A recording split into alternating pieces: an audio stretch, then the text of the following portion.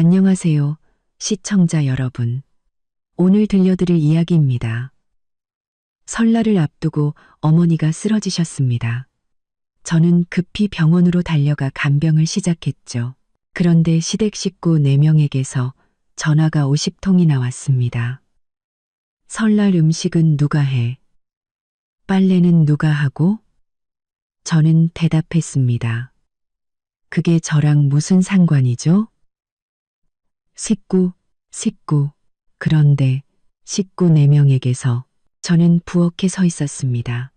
낡은 나무 도마, 위로 칼질 소리가 규칙적으로 울리고 간장과 후추, 볶은 파향기가 갈비찜 냄비에서 피어오르고 있었습니다. 창밖은 세찬 연말 한파가 몰아치며 설날이 코앞임을 알렸지만 부엌 안은 후끈했습니다.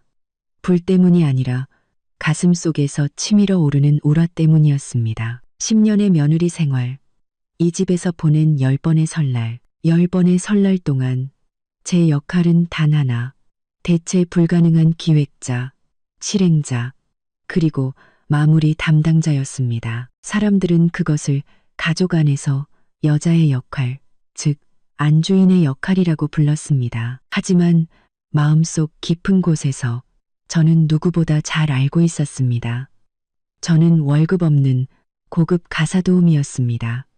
시아버지는 까다롭기로 유명한 분이셨습니다. 설 차례상은 격식에 맞게 완벽해야 한다고 늘 강조하셨죠.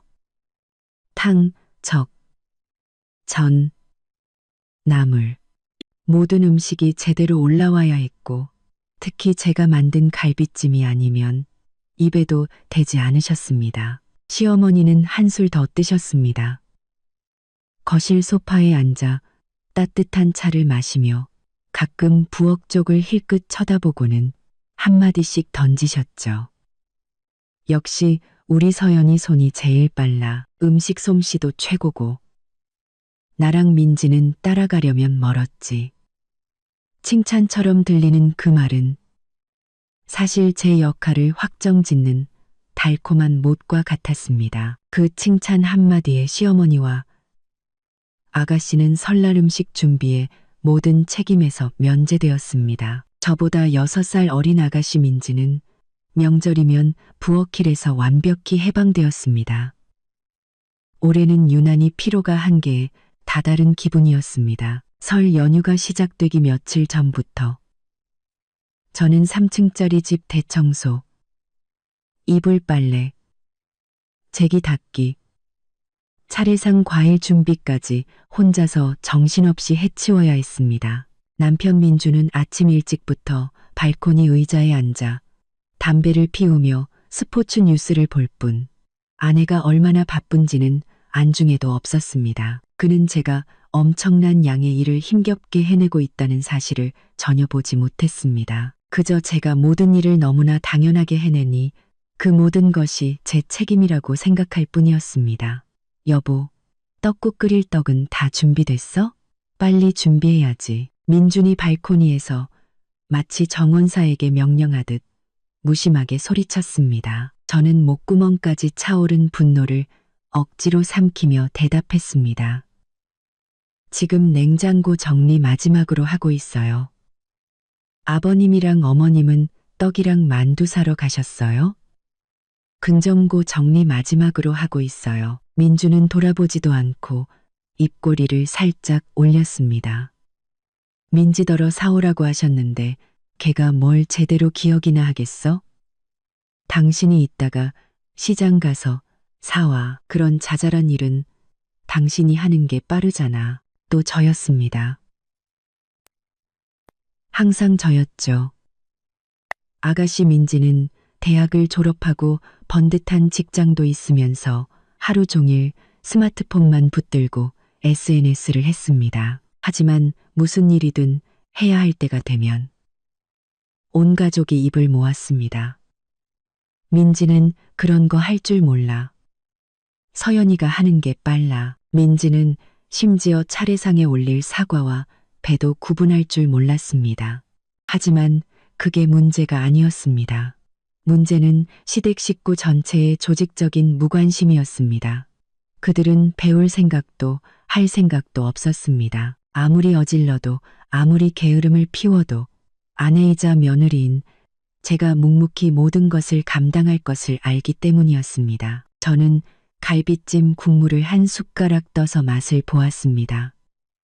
간이 완벽하게 배어 있었습니다. 문득 지난 10년간 저의 사랑과 희생도 이 갈비찜 같다는 생각이 들었습니다.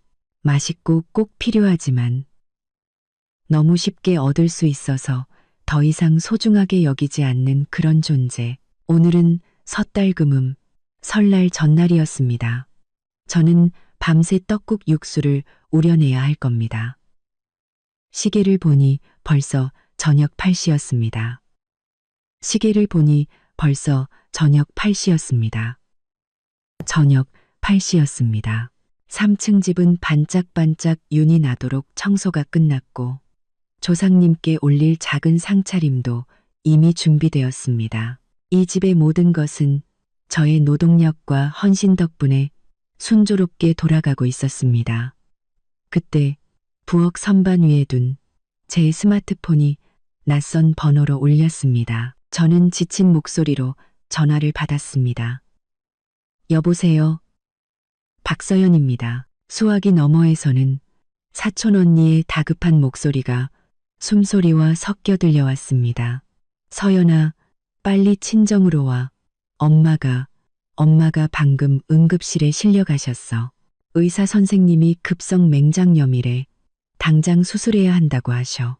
언니의 말이 끝나자마자 제 손에 들려있던 국자가 타일 바닥으로 떨어지며 날카로운 소리를 냈습니다. 명절 음식 냄새로 가득하던 부엌이 순식간에 아수라장이 되었습니다. 모든 피로와 서러움이 사라지고 극심한 불안감만이 남았습니다. 평생 저를 위해 헌신하신 우리 엄마가 설날을 바로 코앞에 두고 병원에 입원하신 겁니다. 저는 허둥지둥 거실로 달려나갔습니다. 시아버지는 뉴스를 보고 계셨고 시어머니는 스마트폰을 만지고 계셨으며 남편 민주는 누군가와 즐겁게 통화하고 있었습니다. 민준 씨, 아버님, 어머님, 제 목소리는 갈라져 나왔습니다. 저 지금 친정에 가봐야겠어요. 저희 엄마가 급성 맹장염으로 응급실에 실려가셔서 당장 수술하셔야 한대요. 세 사람 모두 고개를 들었습니다. 그들의 시선은 제 얼굴, 제 당황한 표정과 금방이라도 터져나올 듯한 눈물을 스쳐 지나갔지만 사부인은 괜찮으시냐 혹은 자네 어머니는 괜찮으시냐는 단 한마디의 질문도 없이 지나쳤습니다. 시아버지는 금장 벽시계를 쳐다보며 미간을 찌푸렸습니다. 응급실은 응급실이고 지금 이 밤 9시인데 네가 가버리면 차례상 준비는 누가 하니? 아직 끓여야 할 탕도 남았는데. 시어머니는 스마트폰을 내려놓으며 귀찮다는 듯 말했습니다.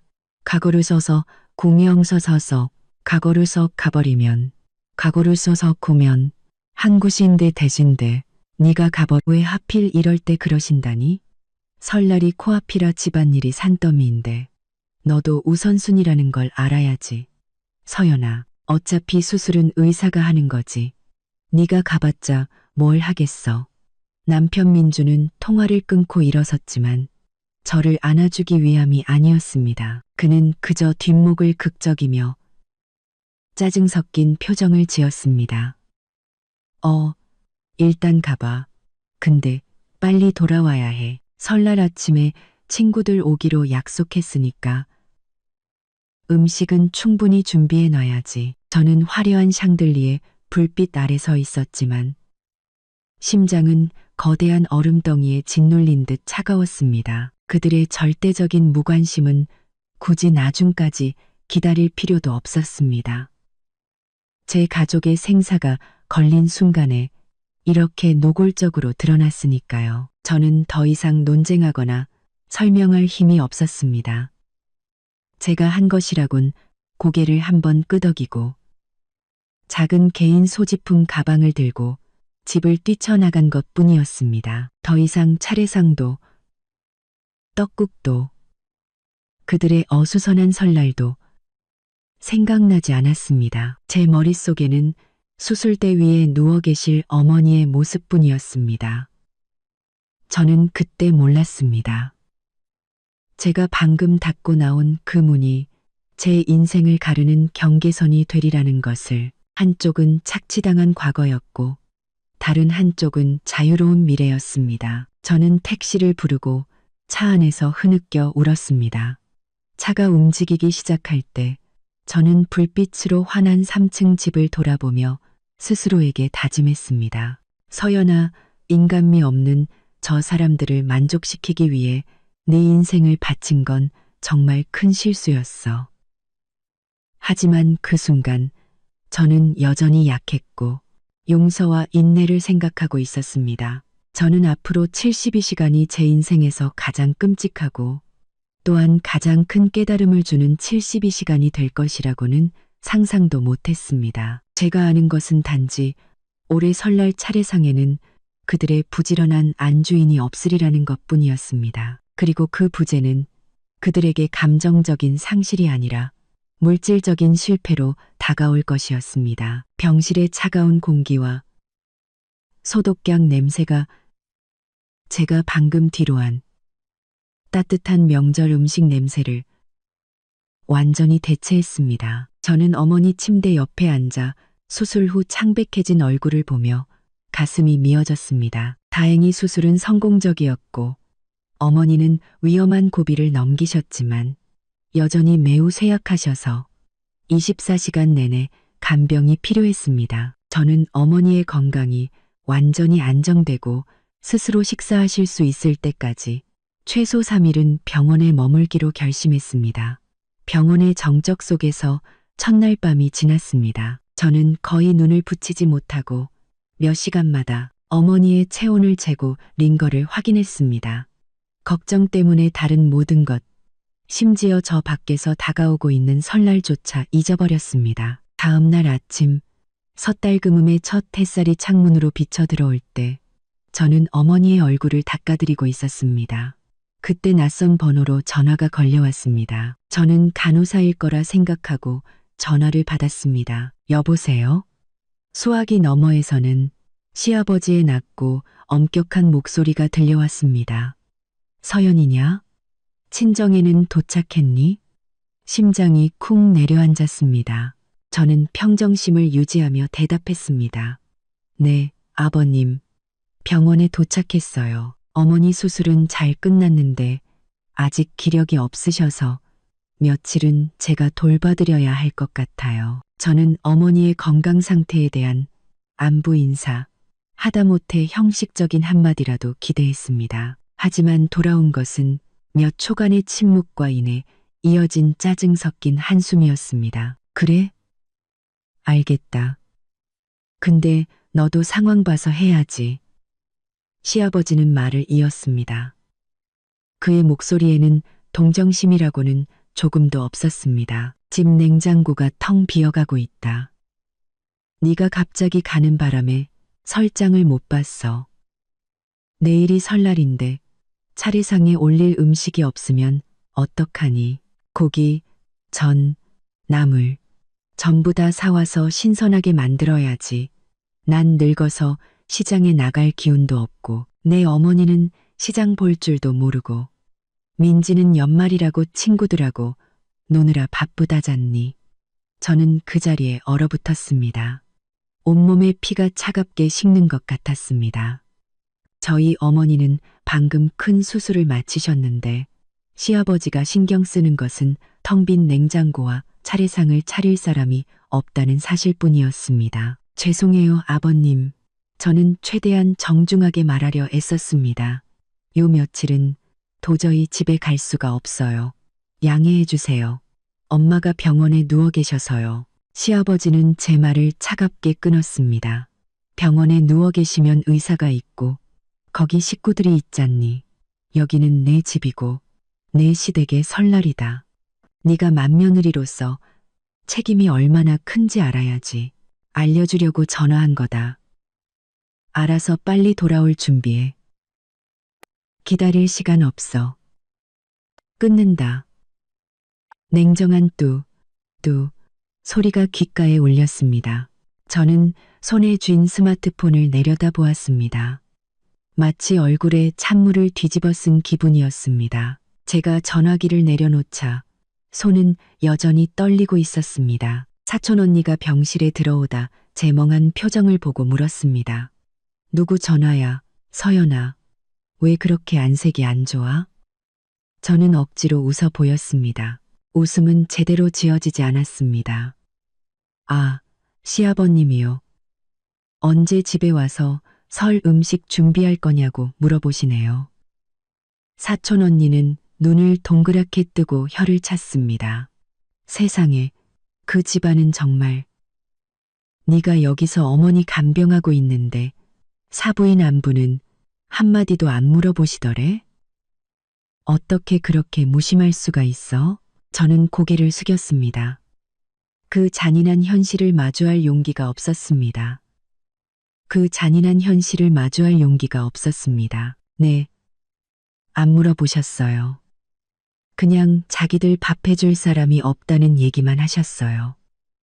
그 순간 저는 더 이상 울거나 고통스러워하지 않는다는 것을 깨달았습니다. 대신 분노의 불씨가 가슴속에서 조용히 타오르기 시작했습니다. 그 불씨는 절망이 아니라 깨달음의 불씨였습니다. 문득 지난 10년의 세월이 머릿속을 스쳐 지나갔습니다. 저는 학식도 있고 안정적인 직업도 가진 여성이었습니다. 하지만 이 집에 들어오면서 저는 자발적으로 무급하녀, 구시대적인 기준에 맞춘 며느리가 되었습니다. 그리고 현대적인 그들은 그것을 당연하게 여겼습니다. 그날 오후 저는 더 이상 슬퍼하지 않기로 결심했습니다. 정신을 차려야 했습니다. 저는 스마트폰을 꺼내 통화 녹음 기능을 켰습니다.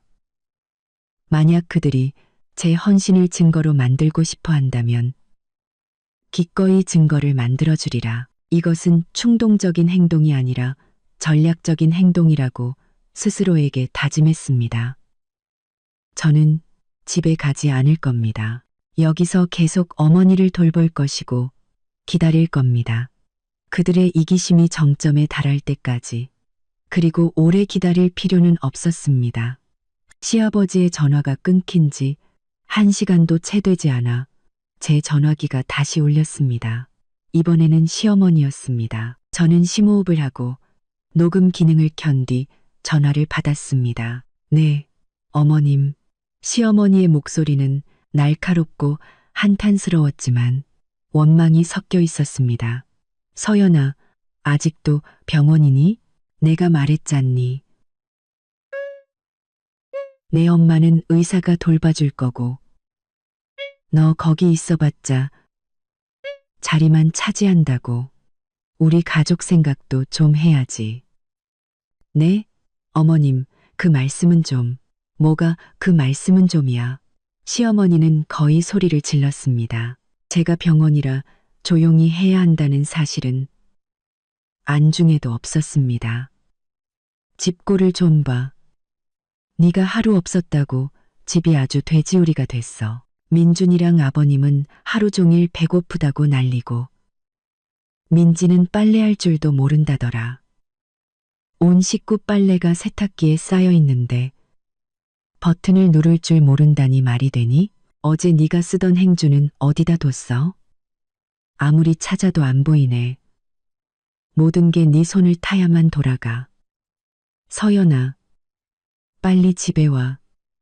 와서 청소도 하고 차례상도 차려야지. 저는 스마트폰을 꽉 쥐었습니다. 손톱이 손바닥을 파고들었습니다. 행주, 쌓인 빨랫감, 또다시 저희 어머니에 대한 안부 인사는 한마디도 없었습니다. 저를 도구 이상으로 생각하지 않는 가족을 위해 착하게 살려고 애썼던 제 자신이 불쌍해졌습니다. 네, 사촌 언니한테 부탁해서 엄마죽 좀 끓여드렸어요. 엄마 상태를 좀 더 지켜봐야 할 것 같아요. 집에 계신 분들은 조금만 참아주세요. 저는 놀랄 만큼 차갑고 단호한 목소리로 대답했습니다. 시어머니는 즉시 익숙한 가스라이팅 화법으로 전환했습니다. 너 그렇게 말하는 거 무책임한 거야. 서연아. 내 엄마는 환자지만 너는 이 집 며느리야. 우린 결혼했잖아. 너는 이 집 사람이고 이 집을 챙겨야지. 집을 내팽개치고 남편을 내버려 두고 그게 말이 된다고 생각하니? 온 가족이 굶주리고 더러운 집에서 설을 보내서 이웃들한테 손가락질 받고 싶어? 저는 침묵했습니다. 저는 시어머니가 불평, 책임 전가, 비이성적인 요구들을 모두 쏟아내도록 내버려 두었습니다. 그녀의 모든 말, 모든 문장은 제 스마트폰에 고스란히 녹음되고 있었습니다. 그 말들은 더 이상 저에게 상처를 주지 못했습니다. 그것들은 무기가 되어가고 있었습니다. 저는 마치 이기심이라는 이름의 우스꽝스러운 연극을 밖에서 관람하는 기분이었습니다. 약 5분간의 한탄과 명령 끝에 시어머니는 말을 맺었습니다. 알아서 빨리 돌아와. 억지로 시키는 건 아니지만 네가 자발적으로 해야지. 안 돌아오면 이 집안 망신시키는 거야. 저는 전화를 끊고 안도의 한숨을 내쉬었습니다. 두 번째 통화 녹음이 완료되었습니다. 저는 창밖을 내다보았습니다. 밖은 이미 해가 높이 떴고 사람들은 설을 맞이하느라 분주했습니다. 하지만 제 마음속에는 이미 하나의 결정이 굳어지고 있었습니다. 당구로 설날은 없다. 오직 이혼만이 있을 뿐이다. 저는 어머니 침대 곁에 앉아 어머니가 깨어나셨을 때 애써 미소를 지으며 안심시켜 드렸습니다. 어머니는 힘없이 손을 들어 제 손을 잡으며 속삭이셨습니다. 아가, 왔구나. 집안설 준비는 어떡하고? 시댁 어른들께 혼나지는 않았니? 그 말을 듣자 코끝이 찡해졌습니다. 이렇게 아프신 와중에도 어머니가 걱정하는 것은 제가 시댁에서 어려움을 겪지는 않을까 하는 것이었습니다. 저희 어머니는 전통적인 분이셨고 항상 저에게 인내하고 시댁에 최선을 다해야 한다고 가르치셨습니다. 바로 그 가르침 때문에 저는 지난 10년간 모든 서러움을 꾹꾹 눌러 삼켜왔던 것입니다. 엄마, 걱정 마세요. 집안일은 다 괜찮아요. 저는 부드럽게 거짓말을 했습니다. 다 정리해두고 왔어요. 엄마 곁에 있을게요.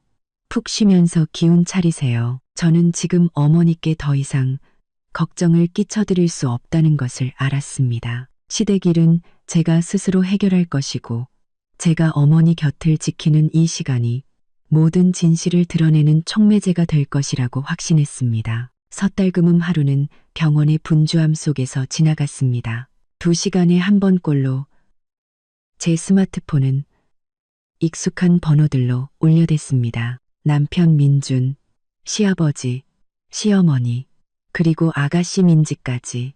저는 모든 통화를 진동과 자동 녹음 모드로 설정해 두었습니다. 모든 전화에 답할 필요는 없었습니다. 모든 것을 기록하기만 하면 되었습니다. 저녁 7시쯤 제가 어머니께 묽은 죽을 조금 떠먹여 드리고 있을 때 전화벨이 다시 울렸습니다. 이번에는 시아버지였습니다. 저는 화면을 보고 천천히 숨을 들이쉰 뒤 전화를 받았습니다. 제가 없는 첫날 저녁, 그들의 식사 시간이 얼마나 엉망이 되었는지 알고 싶었습니다. 네, 아버님.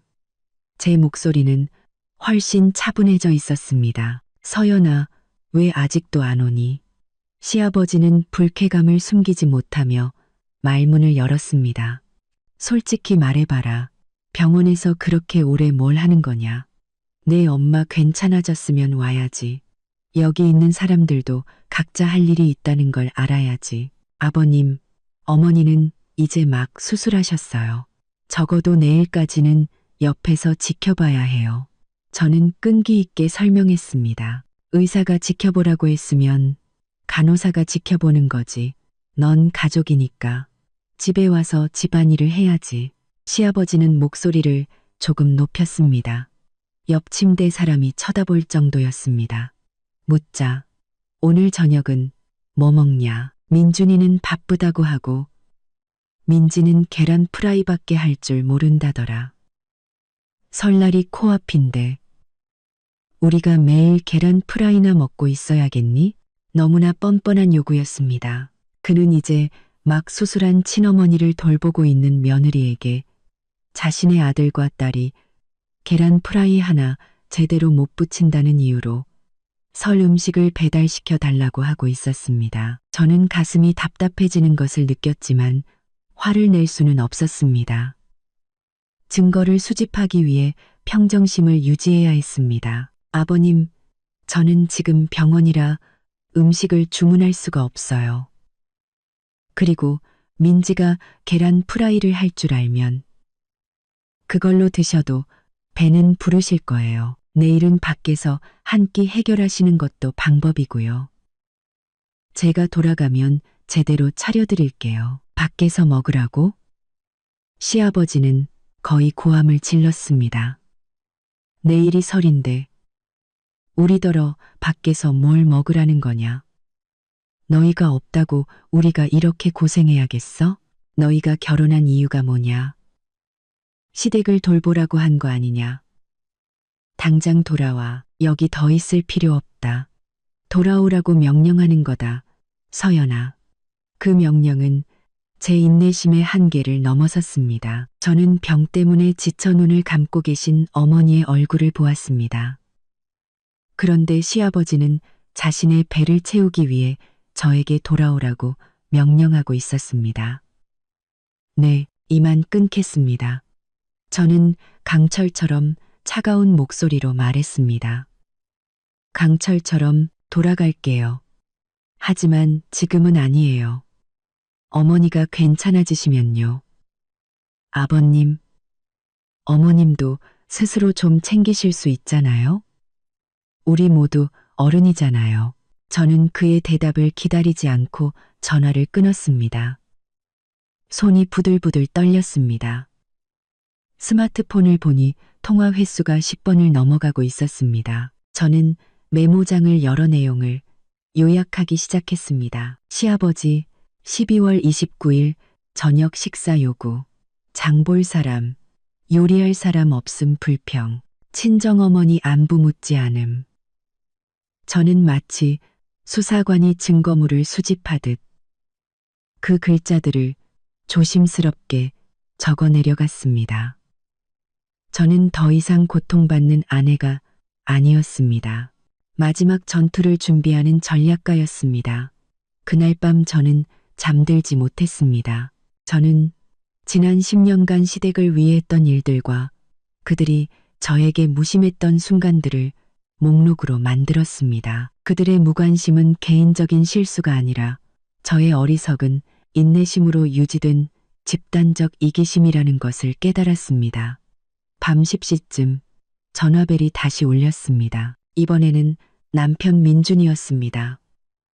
저는 받지 않기로 했습니다. 그가 어떤 메시지를 남길지 궁금했습니다. 그리고 예상대로 2번의 벨소리 후 음성 메시지가 도착했습니다. 민준의 목소리는 술에 취한 듯했고 시끄러운 음악 소리가 섞여 있었습니다. 서연아, 내 말 들어.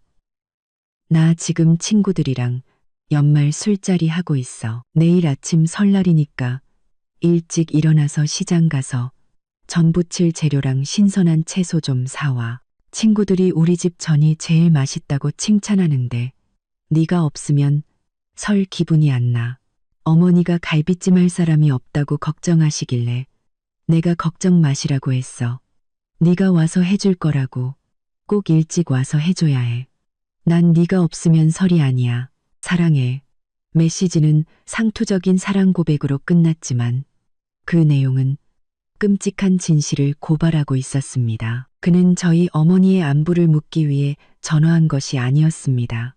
자신의 즐거운 술자리를 위해 저에게 음식을 준비하라고 명령하기 위해 전화한 것이었습니다. 난 네가 없으면 설이 아니야. 이 말은 사랑의 고백이 아니라 하녀가 없다는 불평이었습니다. 저는 메모장에 추가로 기록했습니다. 민준, 밤 10시 음성 메시지.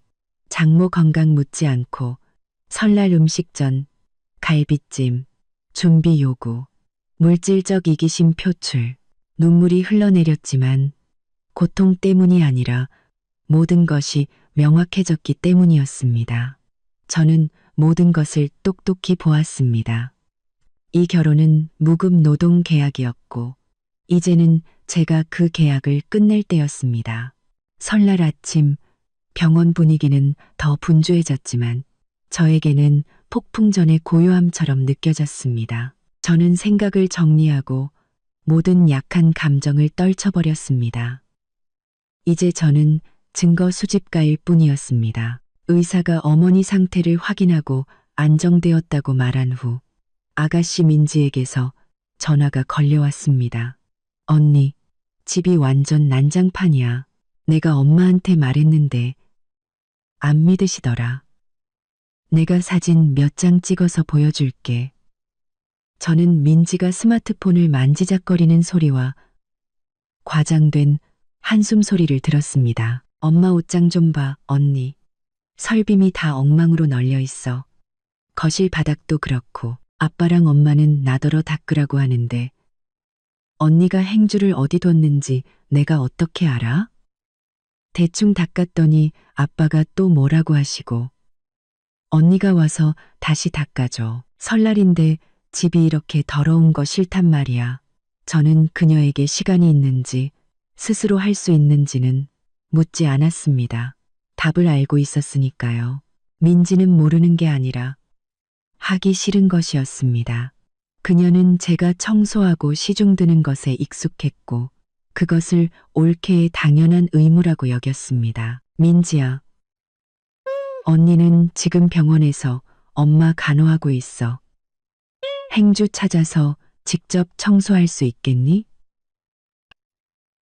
언니는 네가 할 수 있다고 믿어. 저는 온화하지만 단호하게 말했습니다. 민지는 즉시 어린애처럼 칭얼거리는 목소리로 바뀌었습니다. 아, 언니는 자꾸 나한테 시켜. 나 빨래 할 줄 모른단 말이야. 비싼 새 스웨터 샀는데 세탁기 돌릴 줄 몰라. 망가지면 어떡해. 그리고 우리 집 세탁기에서 자꾸 딸깍딸깍 소리가 나. 언니는 그거 어떻게 멈추는지 알아. 난 쓸 줄 모른다고. 언니가 와줘. 엄마도 이제 괜찮아지셨잖아. 와서 나 좀 도와줘. 민지는 차례상 때문이 아니라 세탁기 소음과 자신의 스웨터 빨래를 해결하기 위해 저에게 당장 집에 오라고 요구했습니다. 이 가족의 이기심은 경이로운 수준에 도달했습니다. 그들은 더 이상 숨기지도 않았습니다. 그들은 더 이상 숨기지도 않았습니다. 그들은 더 이상 숨기지도 않았습니다. 그들은 더 이상 숨기지도 않았습니다. 그들은 공개적으로 저를 집사, 세탁부, 수리공으로 취급했습니다. 민지야, 너도 이제 어른이야. 그 정도 일은 스스로 할 수 있어야지. 언니는 지금 바로 갈 수 없어. 엄마가 완전히 안정되시면 갈게. 저는 다시 한번 입장을 분명히 했습니다. 민지는 잠시 침묵하더니 삐친 목소리로 말했습니다. 잠시 침묵하더니 알았어. 그럼 언니 오지 마. 아빠랑 엄마가 집 계속 더럽게 놔두고 언니가 얼마나 버티나 보재. 언니는 언니네 집이나 신경 써. 이번 설에 나랑 오빠가 언니네 집에 세배 안 가도 뭐라고 하지 마. 저는 씁쓸한 미소를 지었습니다. 그녀의 협박은 오히려 저에게 더 빨리 이혼하라는 격려처럼 들렸습니다. 알았어. 끊을게. 세 번째 통화가 녹음되었습니다. 민지, 집 더러움 불평. 스웨터 빨래 및 세탁기 수리 위에 귀가 요구, 친정에 세배 오지 않겠다며 협박. 채 30분도 지나지 않아 제 전화가 다시 울렸습니다. 이번에는 네 번째 통화, 시어머니였습니다. 서연아, 솔직히 말해봐. 너 이번 설에 우리 집에 안 올 작정이지? 시어머니의 목소리는 이제 한탄이 아니라 의심 가득한 신문조였습니다. 네, 어머님, 무슨 말씀이세요? 며칠만 엄마 돌봐드리고 가려고요. 네가 말하는 며칠이 설 연휴 전체야. 내일이 설인데 내가 묻자. 누가 잡채를 하고 누가 보기 좋게 삼색 나물을 무치니? 아버님이 좋아하시는 갈비찜은 누가 하냐고. 민지는 먹고 놀 줄만 알지. 민준이는 차례상이 으리으리해야 설 기분이 난다고 성화인데 너 그거 아니? 이웃집 사람들이 전부 네가 왔냐고 음식 솜씨 자랑하려고 물어보는데 네가 이렇게 우리 집안 망신을 시키고 있어. 시어머니는 물질적인 것뿐만 아니라 제가 그들을 위해 만들어준 허울 좋은 명예까지 요구하고 있었습니다. 제가 바로 그들의 얼굴, 이웃들에게 내세우는 완벽한 며느리였던 것입니다. 저는 문득 물었습니다. 어머님, 저희 엄마 소식은 들으셨어요? 이제 막 수술하셨는데 어머님이 안부 전해달라고 하셨다고 말씀드릴까요? 몇 초간의 침묵이 흘렀습니다. 영원처럼 느껴지는 시간이었습니다. 이윽고 시어머니는 당황한 목소리로 말했습니다. 아, 내 엄마는 괜찮은 거 알지. 네가 엄마 걱정하는 건 좋은데. 서연아, 설날은 1년에 딱 한 번이야. 넌 집에 와서 차례상을 차려야 해. 알겠니? 일단 집에 왔다가 설 지나고 나면 네가 병원에 얼마를 있든 상관 안 할게. 그 무심코 뱉은 고백이 저를 해방시켰습니다. 설이 지나면 병원에 얼마든 있으라니. 그 말은 설 전까지는 부엌대기 임무를 완수해야 한다는 뜻이었습니다. 그들에게 제 존재의 의미는 그들이 한여를 필요로 하는 중요한 시점에 국한되어 있었습니다. 저는 전화를 끊고 한숨을 쉬었습니다. 스마트폰을 열어 메모장을 켰습니다.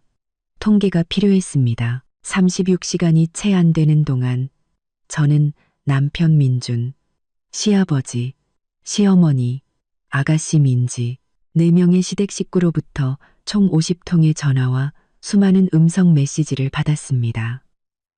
그 모든 내용은 단 하나의 주제. 제가 집에 돌아와 가사노동, 요리, 청소, 즉 설 시중을 들라는 요구였습니다. 단 한 통의 전화도, 단 하나의 메시지도 저희 어머니에 대해, 수술에 대해, 혹은 제 걱정에 대해 묻지 않았습니다. 50통의 전화. 저는 그 숫자를 보며 이것이 우연이 아니라는 것을 알았습니다. 이것은 이 관계의 본질을 보여주는 반박할 수 없는 증거였습니다. 저는 아내가 아니었고 며느리도 아니었습니다. 저는 도구였습니다. 섣달 금은 밤 모든 가정이 설을 맞이할 준비를 할 때 저는 어머니 침대 곁에 앉아 창밖에 반짝이는 불빛을 바라보았습니다. 더 이상 슬프거나 서럽지 않았습니다. 차갑고 강렬한 해방감을 느꼈습니다. 저는 제 인생의 해답을 찾았고 그 해답은 바로 이 스마트폰 안에 있었습니다. 저는 돌아가지 않을 겁니다. 어머니가 완전히 괜찮아지실 때까지 기다릴 겁니다.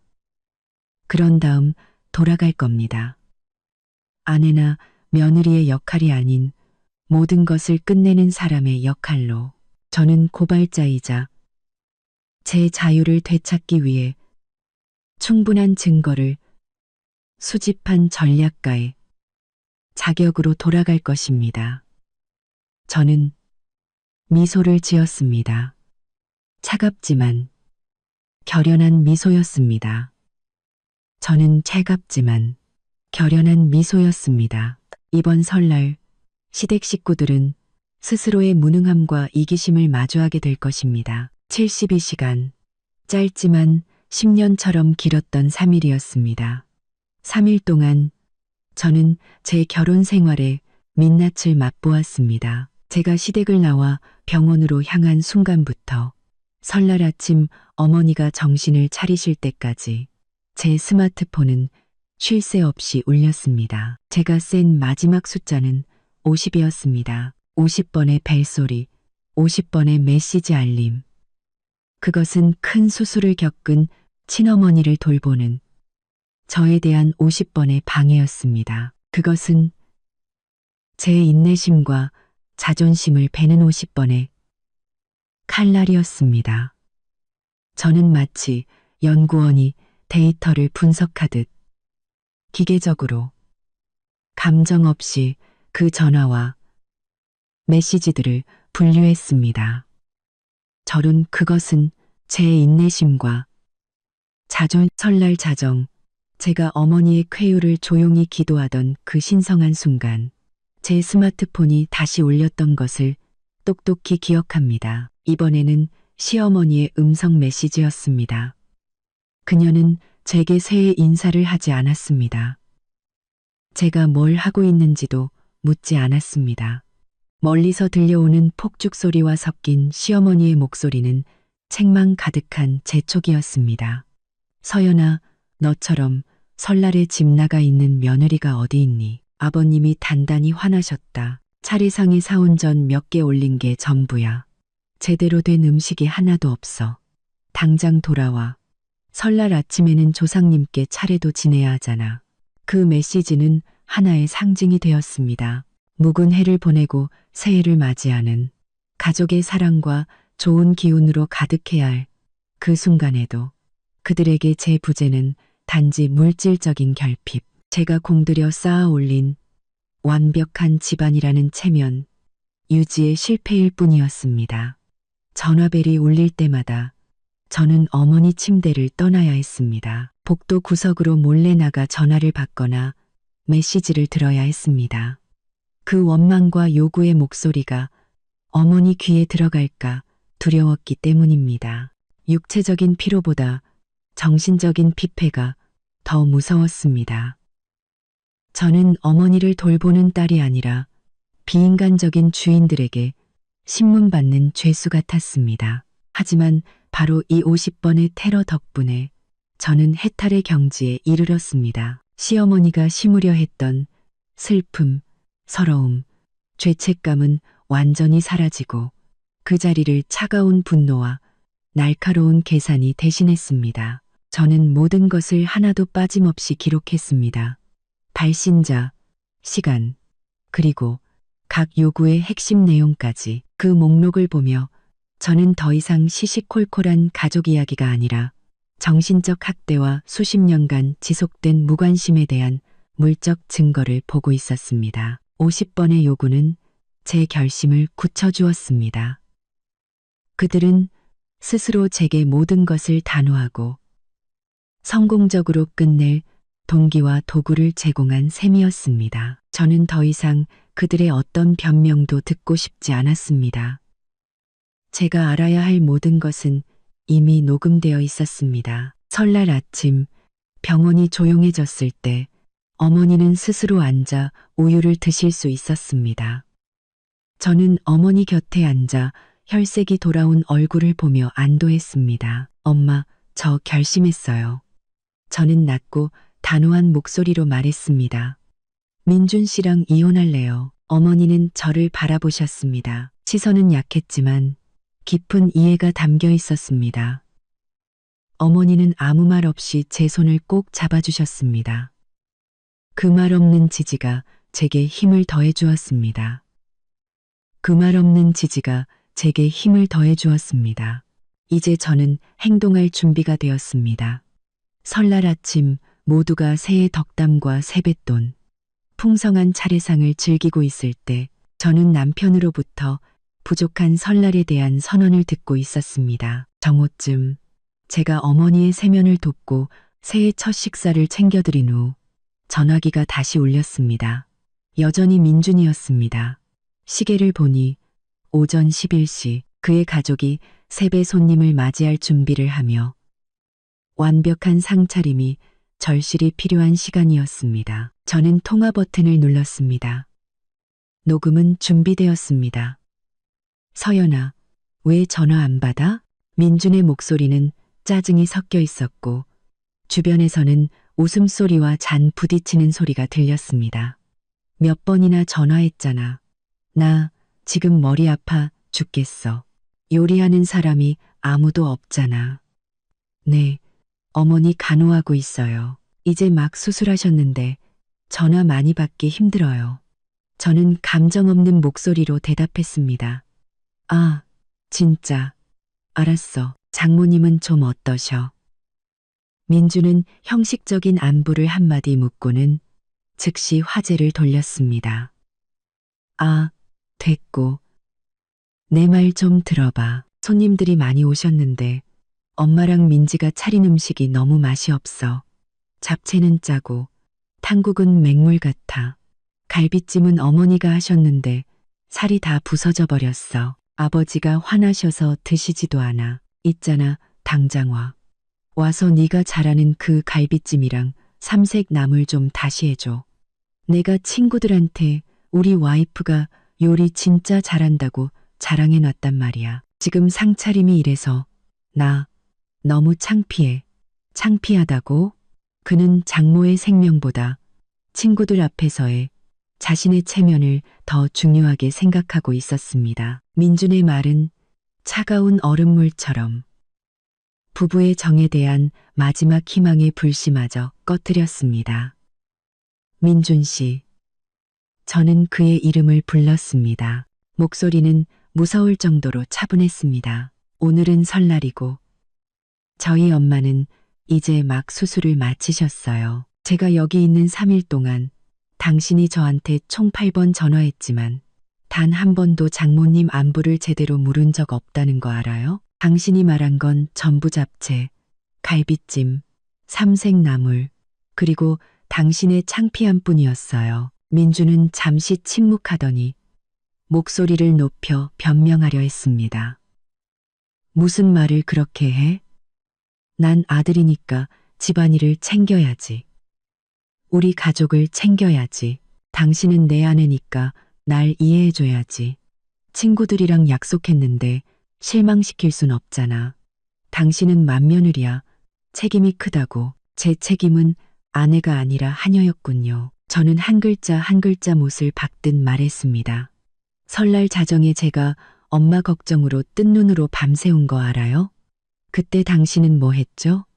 친구들이랑 술 마시고 있었잖아요. 저한테 전화해서는 밥 차리러 오라고 재촉했고요. 저희 엄마가 사경을 헤맬 때 당신은 즐겁게 놀고 있었어요. 민주는 제 강경한 태도에 놀란 듯 했습니다. 그의 목소리는 분노와 함께 가스라이팅으로 바뀌었습니다. 말 심하게 하지 마. 내가 잘못한 거 알지만 당신도 날 이해해줘야지.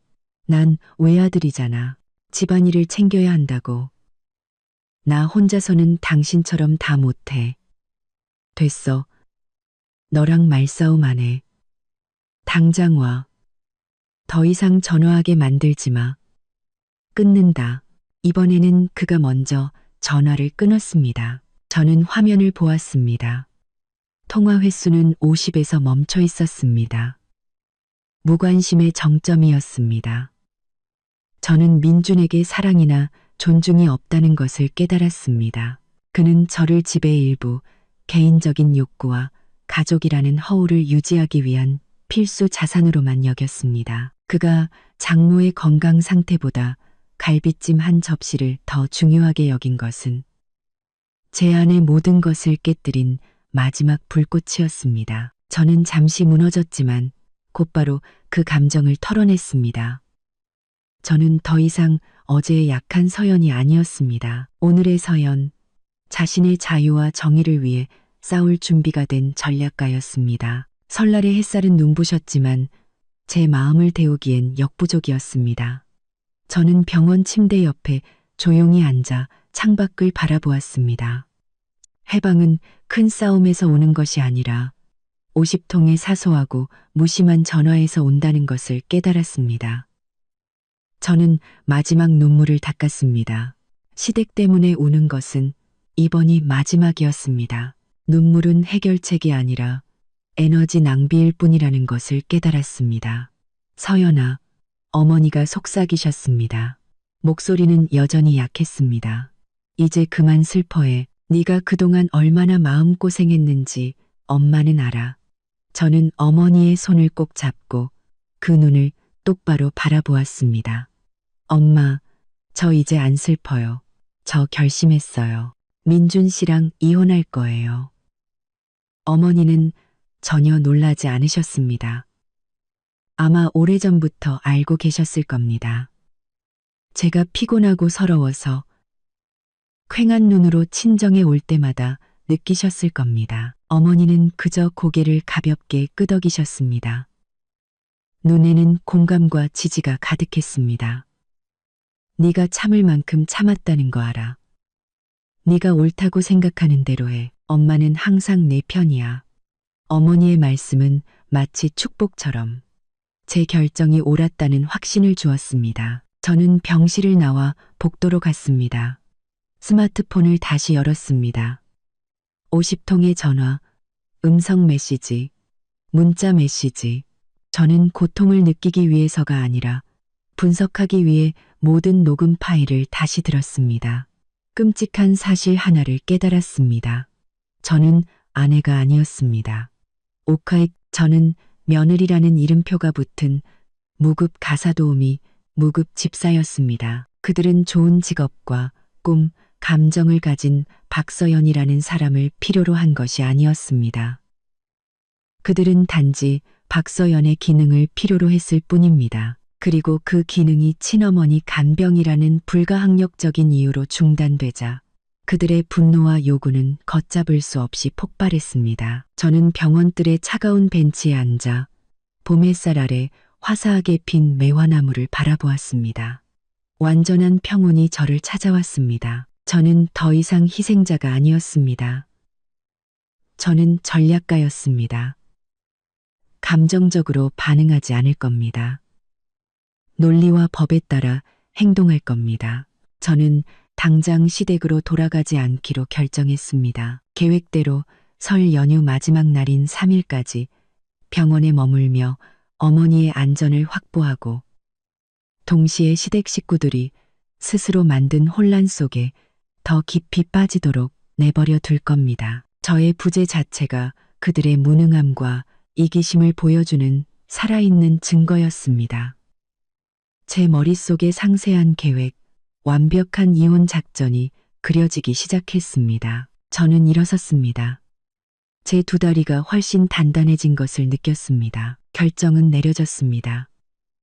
더 이상 누구에게도 이용당하지 않을 겁니다.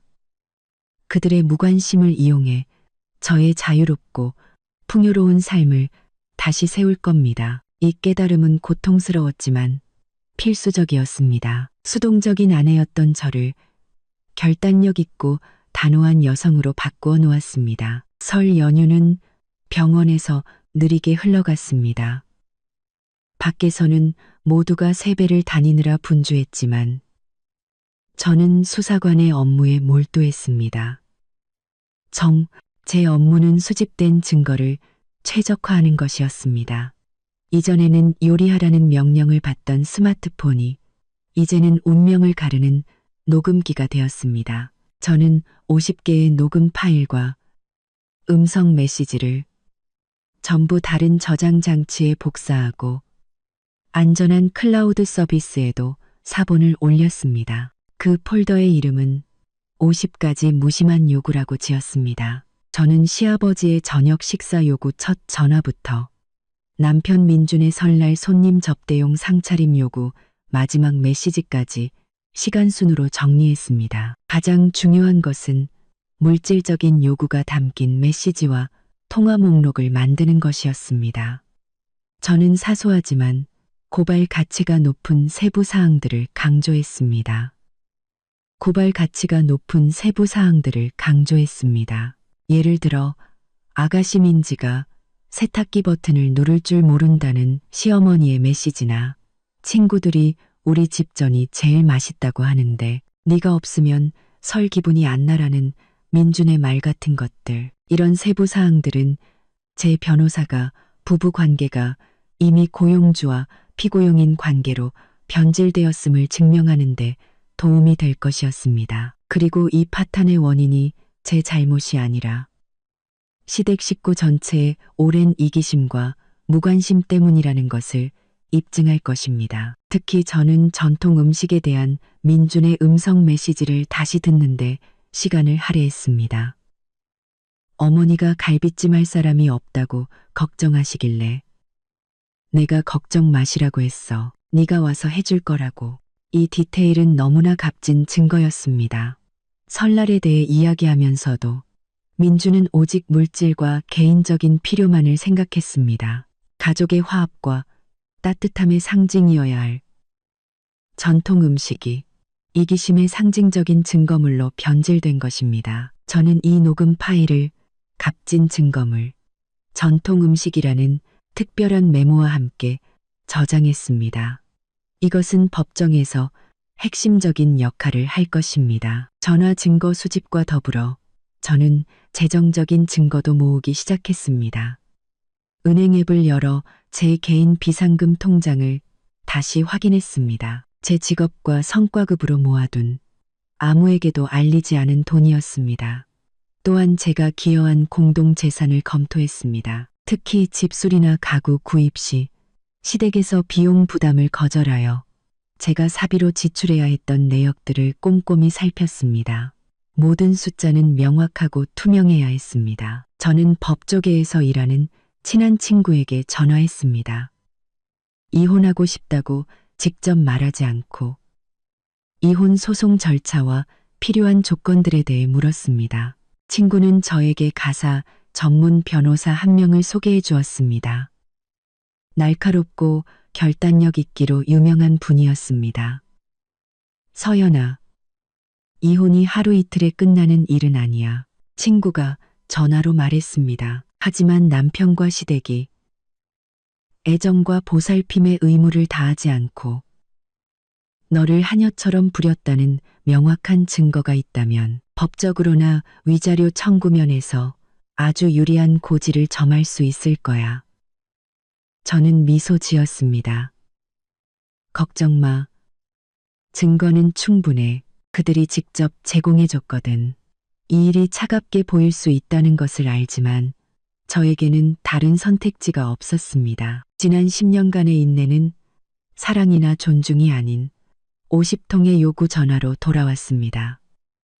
이제 저는 강해지는 법을 배워야 했습니다. 녹음기는 그들의 목소리뿐만 아니라 저의 자유로 향하는 길을 기록하고 있었습니다. 저는 무급하녀 역할을 끝내고 온전히 제 자신이 주인이 되는 새로운 인생을 시작할 준비가 되었습니다. 50개의 증거 중 남편 민준의 갈비찜과 전에 대한 음성 메시지는 가장 값진 증거물이었습니다. 그것의 물질적 가치 때문이 아니라 그것이 함축하고 있는 깊은 상징적 의미 때문이었습니다. 저는 그 녹음 파일을 여러 번 다시 들었습니다.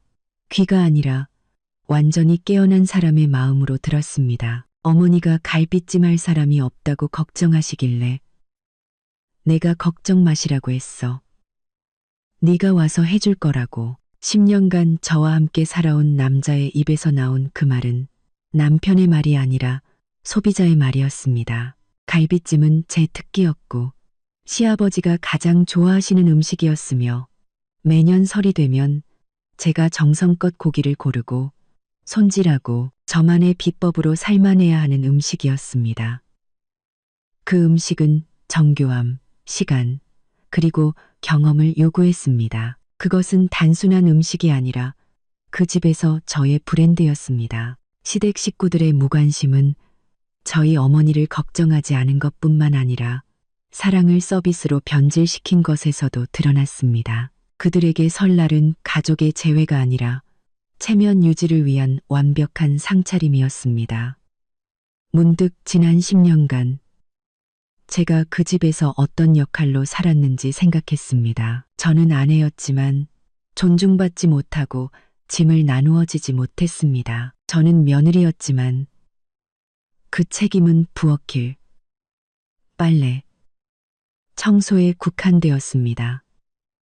저는 노동자였습니다. 갈비찜, 전과 같은 고급 제품과 3층 집 청소, 스웨터 빨래 같은 양질의 서비스를 무급으로 제공했습니다. 그리고 갈비찜이라는 제품 공급이 중단되자 그들은 50통의 전화를 걸어 그 제품과 서비스를 되찾으려 했습니다. 이 물질적 이기심은 어떤 말다툼보다 날카로운 증거였습니다. 그것은 그들에게 제 가치가 그들의 위장과 편안함에 있지 제 마음과 영혼에 있지 않다는 것을 증명했습니다. 저는 세탁기 버튼을 누를 줄 모른다는 민지의 메시지를 다시 열었습니다.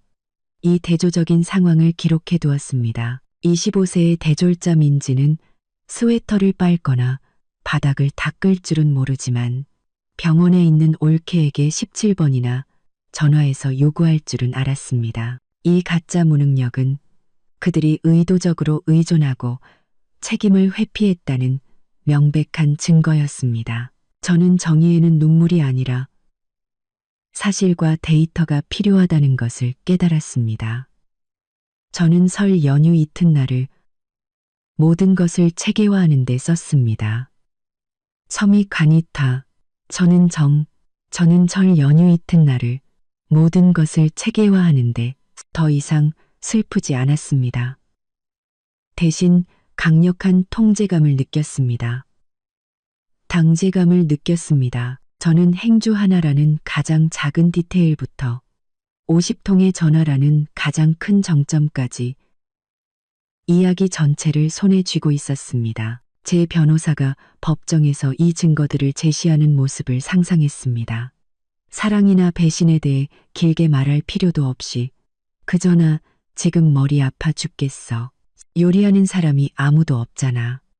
와서 그 갈비찜 좀 해줘라는 민준의 녹음 파일 하나만 틀면 되었습니다. 그 녹음 파일이 법정에서 재생되는 순간 이 결혼의 모든 진실을 말해줄 것입니다. 그들의 뻔뻔함이 무심코 저를 자유의 해안으로 이끄는 단단한 다리를 놓아준 셈이었습니다. 그 다리는 무관심으로 지어졌고 주재료는 설날의 전통 음식이었습니다. 갈비찜은 더 이상 음식이 아니라 저의 기소장이 될 것입니다. 설 연휴 마지막 날 어머니는 완전히 안정되셨습니다. 가볍게 걸으실 수 있었고 된죽을 드실 수 있었으며 진통제도 거의 필요 없으셨습니다. 의사는 어머니가 다음날 퇴원하셔도 되며 친정에서 계속 휴식을 취하시기만 하면 된다고 확인해 주었습니다. 저의 후방은 안전해졌습니다. 저는 어머니 곁에 앉아 손을 잡았습니다. 엄마, 저 내일 시댁에 갈 거예요. 오래 있지는 않을 거예요. 제 개인 물건 챙겨서 이혼 선언하고 올게요. 어머니는 저를 자랑스러운 눈빛으로 바라보셨습니다. 우리 딸 다 컸네. 엄마는 네 결정을 믿는다. 엄마 걱정은 말고 네가 계획한 대로 해. 우리 딸은 남이 함부로 부릴 수 있는 귀한 사람이라는 걸 잊지 마.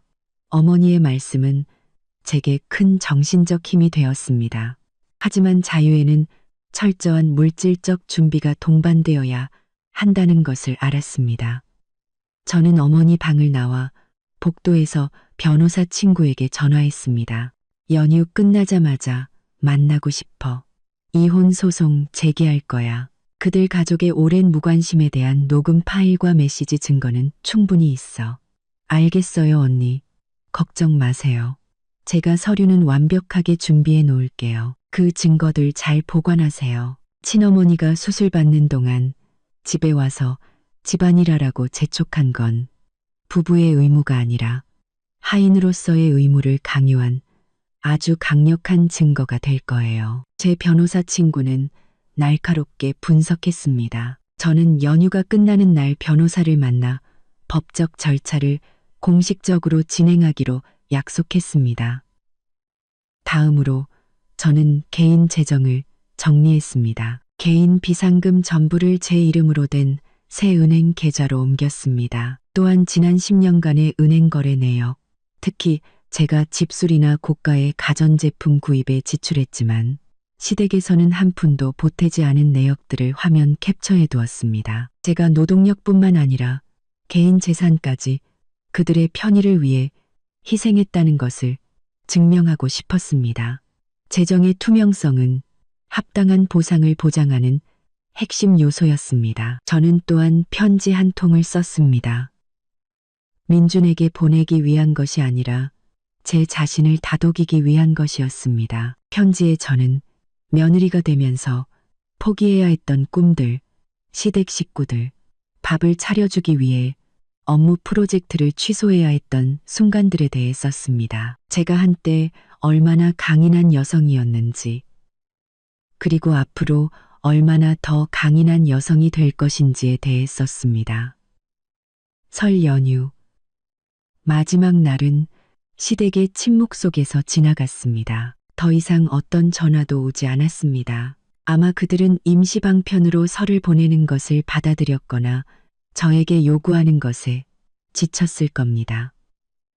이 침묵은 오히려 제 믿음을 더욱 굳건하게 해주었습니다. 그들은 필요할 때만 저를 찾았습니다. 요구가 충족되지 않자 그들은 간단히 제 존재를 무시했습니다.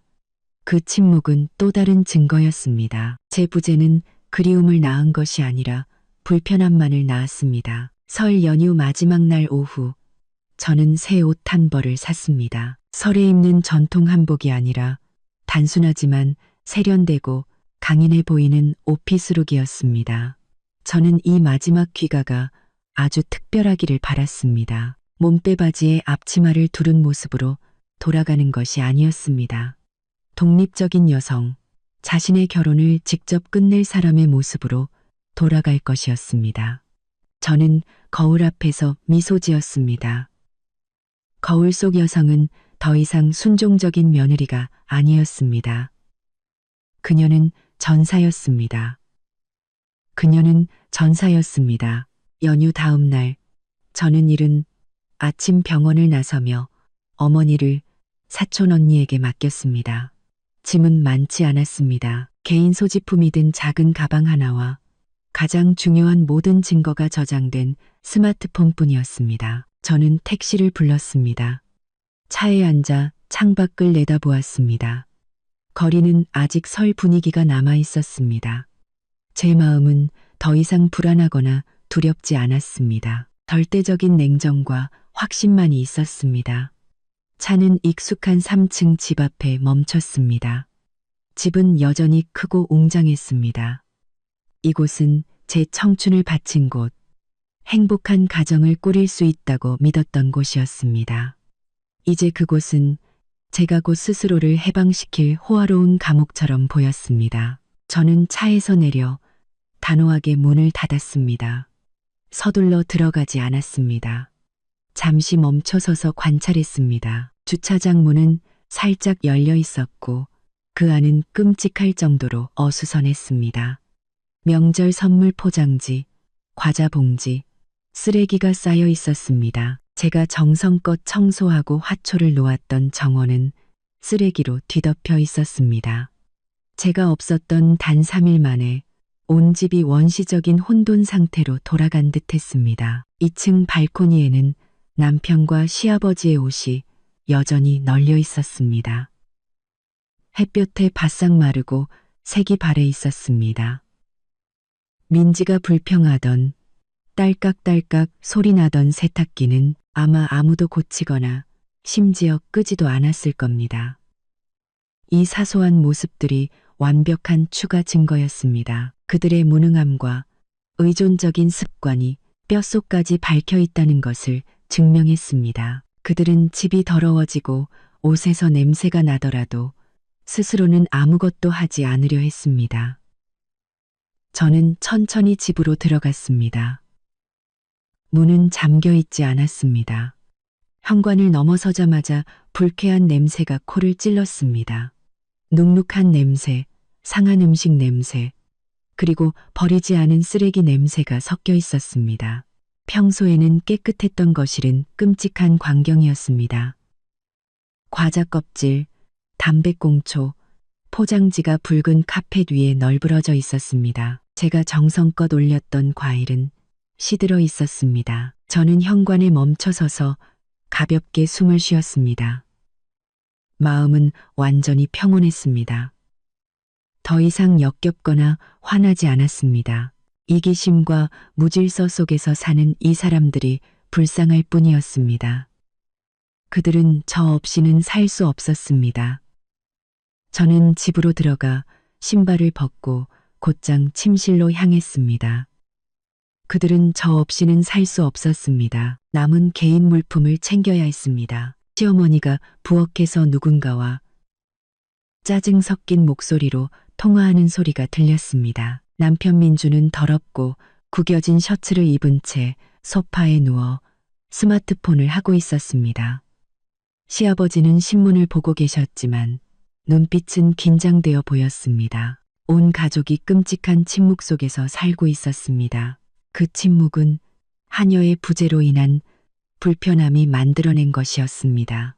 그들은 제가 돌아올 것을 알았지만 제가 무엇을 하러 돌아올지는 몰랐습니다. 저는 일부러 소리를 내며 계단을 올랐습니다. 즉시 세 사람 모두 고개를 들었습니다. 저는 그들의 얼굴에 나타나는 변화를 보았습니다. 저물 처음의 불쾌함은 이내 능숙한 가식으로 바뀌었습니다. 그들은 곧 환영의 연극을 시작할 참이었습니다. 저는 그 연극의 관객이자 마지막 장면의 감독이 될 준비가 되어 있었습니다. 시어머니가 가장 먼저 반응했습니다. 그녀는 스마트폰을 내려놓고 서둘러 일어섰습니다. 입가에는 가식적인 미소가 걸렸지만 눈에는 걱정과 함께 도구가 돌아왔다는 안도감이 서려 있었습니다. 서연이 왔구나. 네. 방금 왔어요. 저는 온기 없는 차분한 목소리로 답했습니다. 어머니는 안정되셔서 내일 퇴원하실 수 있어요. 걱정해 주셔서 감사해요, 어머님. 제 비꼬는 듯한 감사 인사에 시어머니는 잠시 멈칫했습니다. 그녀는 제 눈을 똑바로 쳐다보며 무언가 변했다는 것을 감지한 듯했지만 집안의 혼란에 정신이 팔려 제 기분을 알아차릴 겨를이 없었습니다. 시아버지도 일어서셨습니다. 목소리는 엄격했지만 안도감을 숨기지는 못했습니다. 돌아왔으면 됐다. 내 본분을 알아야지. 내가 말했잖니. 병원은 간호사가 있는 곳이고 우리 집 설은 너만이 챙길 수 있다고. 어쨌든 사부인이 고비를 넘기셨다니 다행이구나. 시아버지는 저희 어머니 얘기를 해결된 문제처럼 언급하고는 즉시 자신의 우선순위인 설날 문제로 돌아왔습니다. 남편 민주는 그제야 소파에서 어기적거리며 일어나 눈을 비볐습니다. 왔어? 난 당신이 나한테 화나서 안 오는 줄 알았네. 그는 또 뒷목을 극적이면서 책망하는 듯한 표정을 지었습니다. 이것 좀 봐.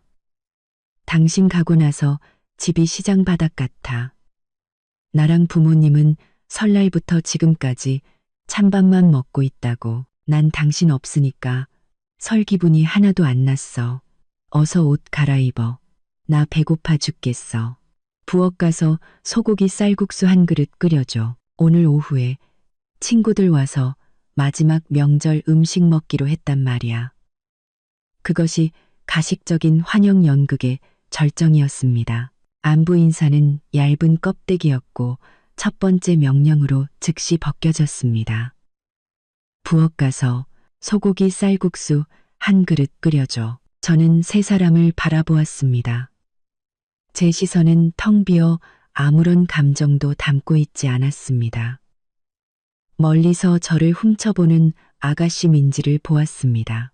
그녀의 얼굴에는 부끄러움과 함께 제가 이 더러운 설날을 구해주기 위해 청소에 뛰어들 것이라는 기대감이 섞여 있었습니다. 시어머니는 이제 어머니 안부를 다시 묻는 것조차 잊고 본론으로 들어갔습니다. 그녀는 부엌을 가리키며 말했습니다. 서연아, 빨리 부엌으로 가. 설날부터 쌓인 설거지가 산더미야. 그거 좀 치워줘. 다 하고 나면 냉장고에 뭐 있는지 보고 얼른 점심 좀 제대로 차려. 다들 배고파 죽으려고 해. 저는 가방을 꽉 쥔 채 조용히 서 있었습니다. 가방 안에는 50개의 증거가 담긴 스마트폰이 있었습니다. 저는 그들이 말을 다 하도록 이 집에서 저의 역할을 스스로 다시 정의하도록 내버려 두었습니다. 무급하녀. 이것이 제가 기다려온 순간이었습니다. 그들이 자신의 필요밖에 모르는 이기적인 본 모습을 드러내는 순간, 저는 시어머니를 올려다보고 민준을 똑바로 쳐다보았습니다. 저는 숨을 들이쉬었습니다. 평정을 되찾기 위해서가 아니라 운명적인 선언을 위한 추진력을 얻기 위해서였습니다. 저는 돌아왔습니다. 하지만 쌀국수를 끓이거나 설거지를 하러 온 것이 아니었습니다. 모든 것을 끝내기 위해 돌아왔습니다.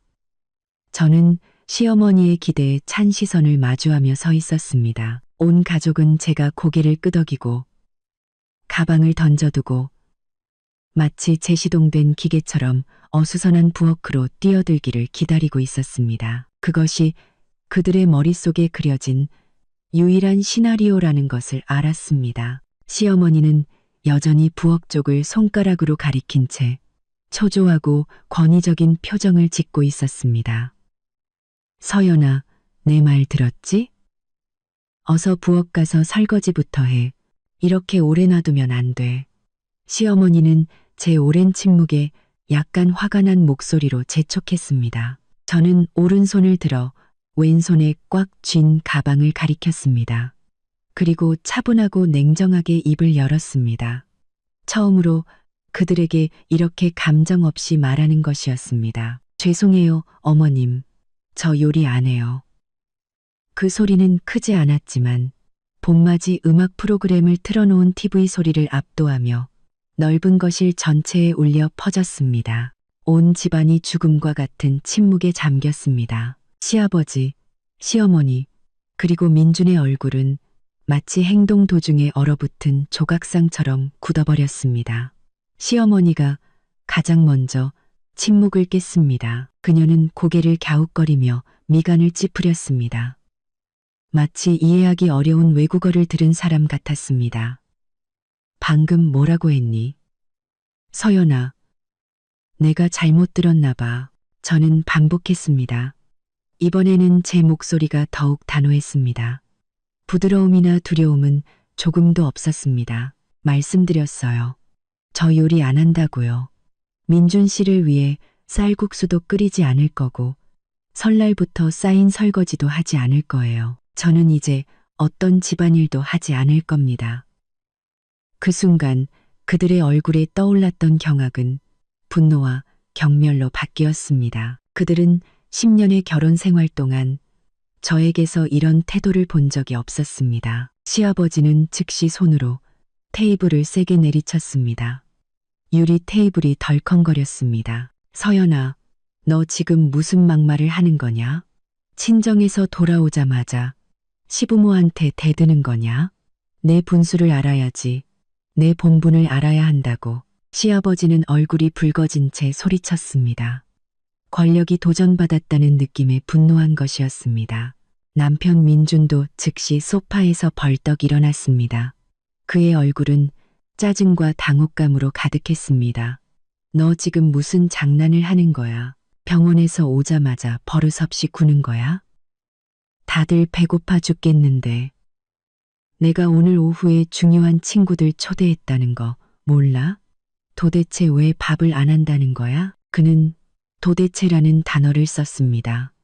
그가 아랫사람이나 하녀에게 화낼 때만 쓰는 단어였습니다.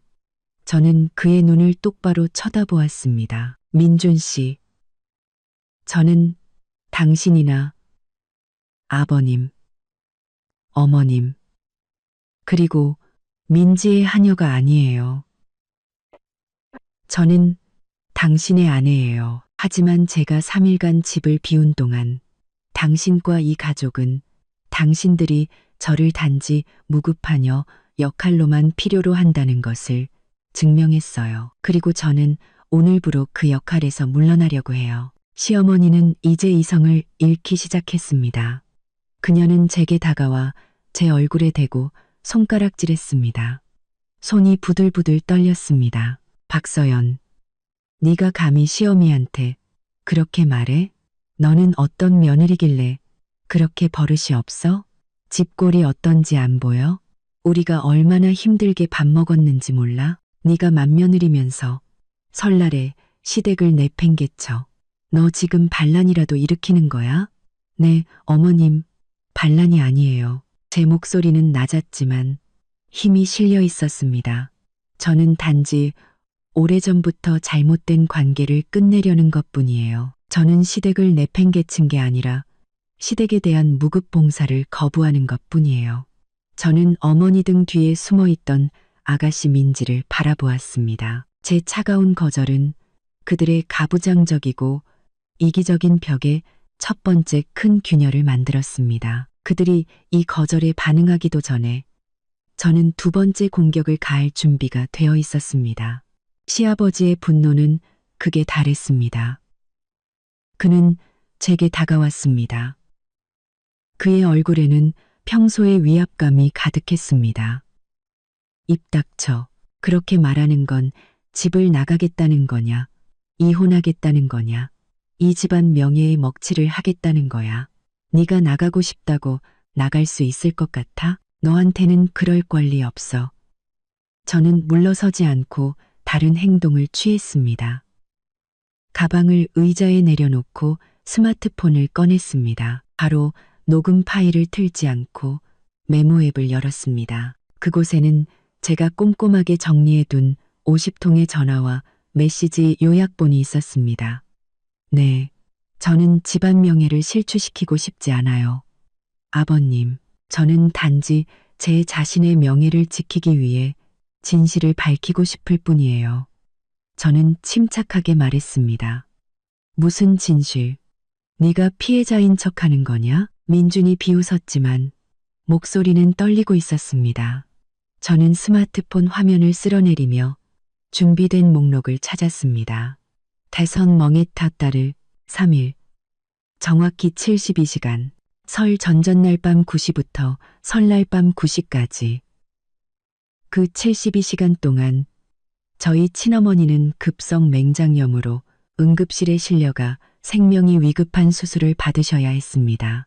저는 병원에서 어머니 곁을 지켜야 했어요.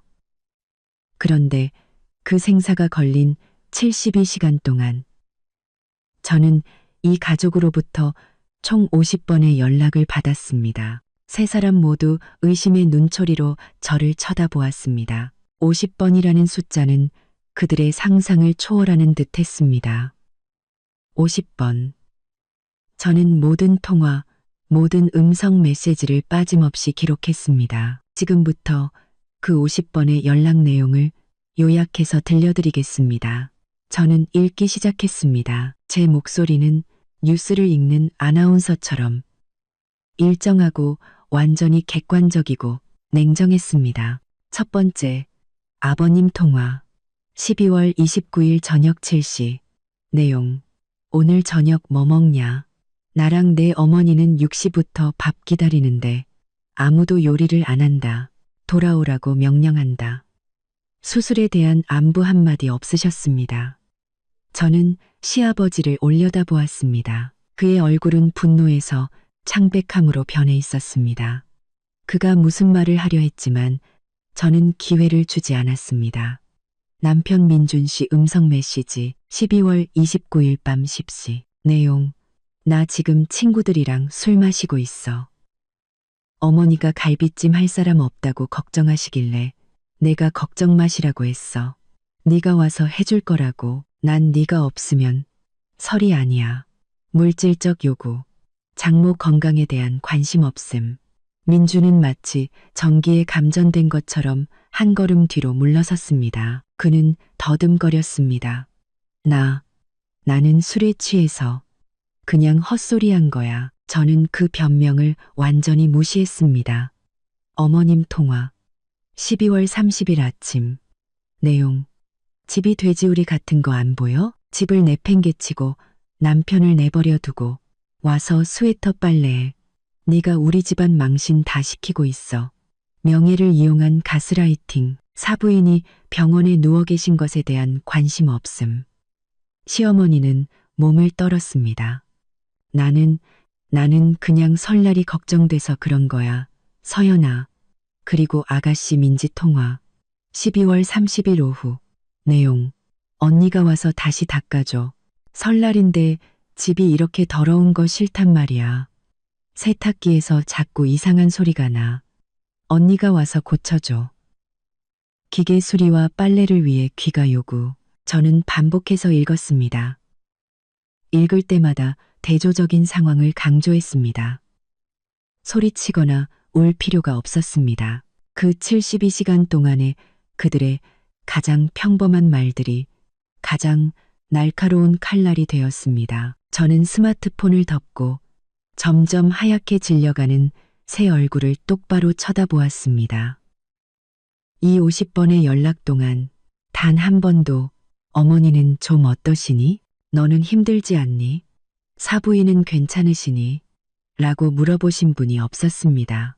제가 들은 것이라고는 밥, 차례상, 갈비찜, 전, 행주, 세탁기, 그리고 이 집안의 체면뿐이었습니다.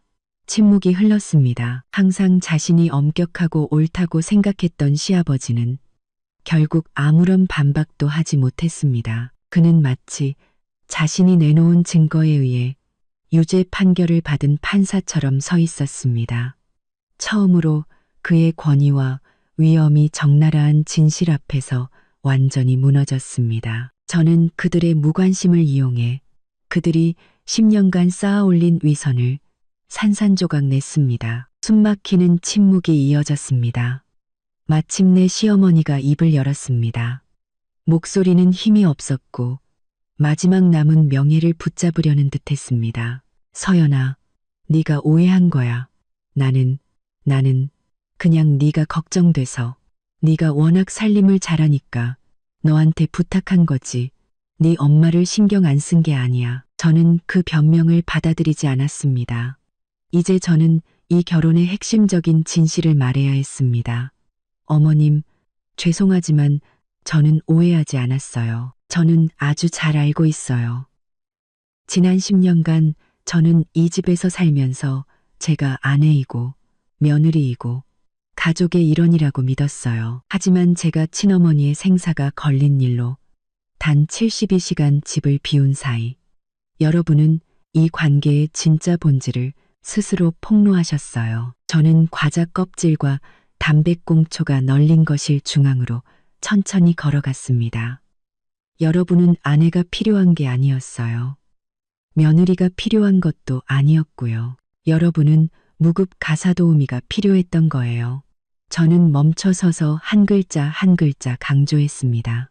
저는 민준 씨의 아내가 아니라 이 가족 전체의 무급 집사였어요. 제가 갈비찜 같은 고급 요리를 해야 했던 건 제가 가족을 사랑해서가 아니라 여러분이 체면을 지키기 위해 그 제품이 필요했기 때문이에요. 제가 3층 집을 청소해야 했던 건 제가 살림 잘하는 여자여서가 아니라 여러분이 게으르고 무능해서 스스로 설거지 하나 그리고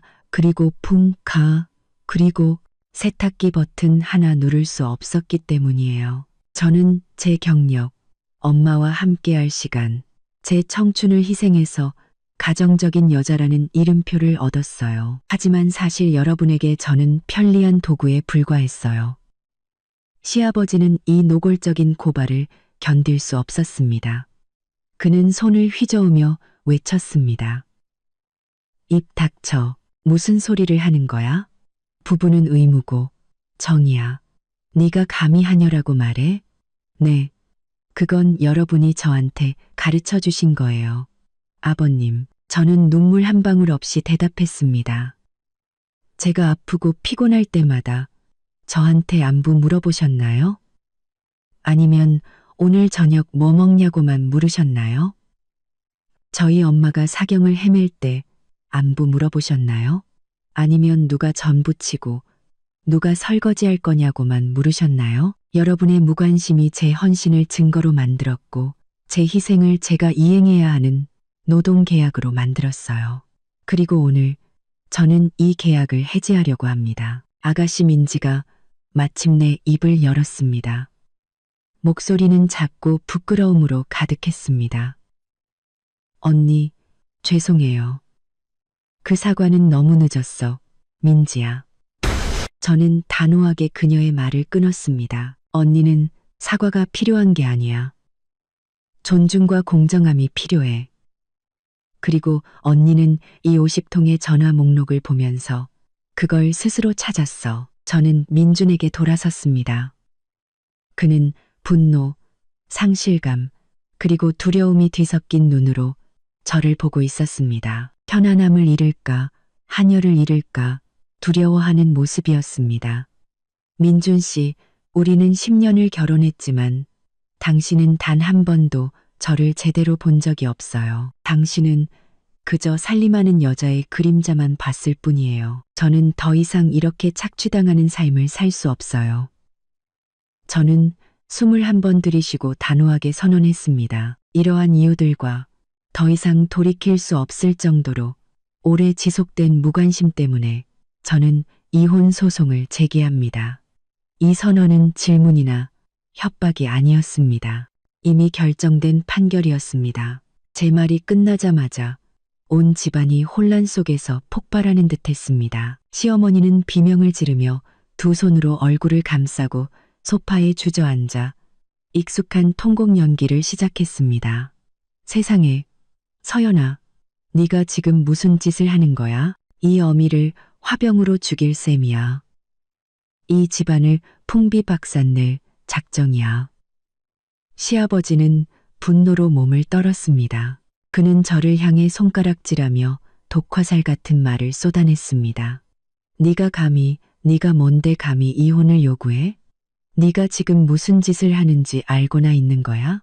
이 집안 명예를 생각해. 친척들, 이웃들 앞에서 우리 체면을 생각하라고. 너는 배은망덕한 년이야. 가정의 행복을 파괴하려는 거냐? 아니요, 아버님.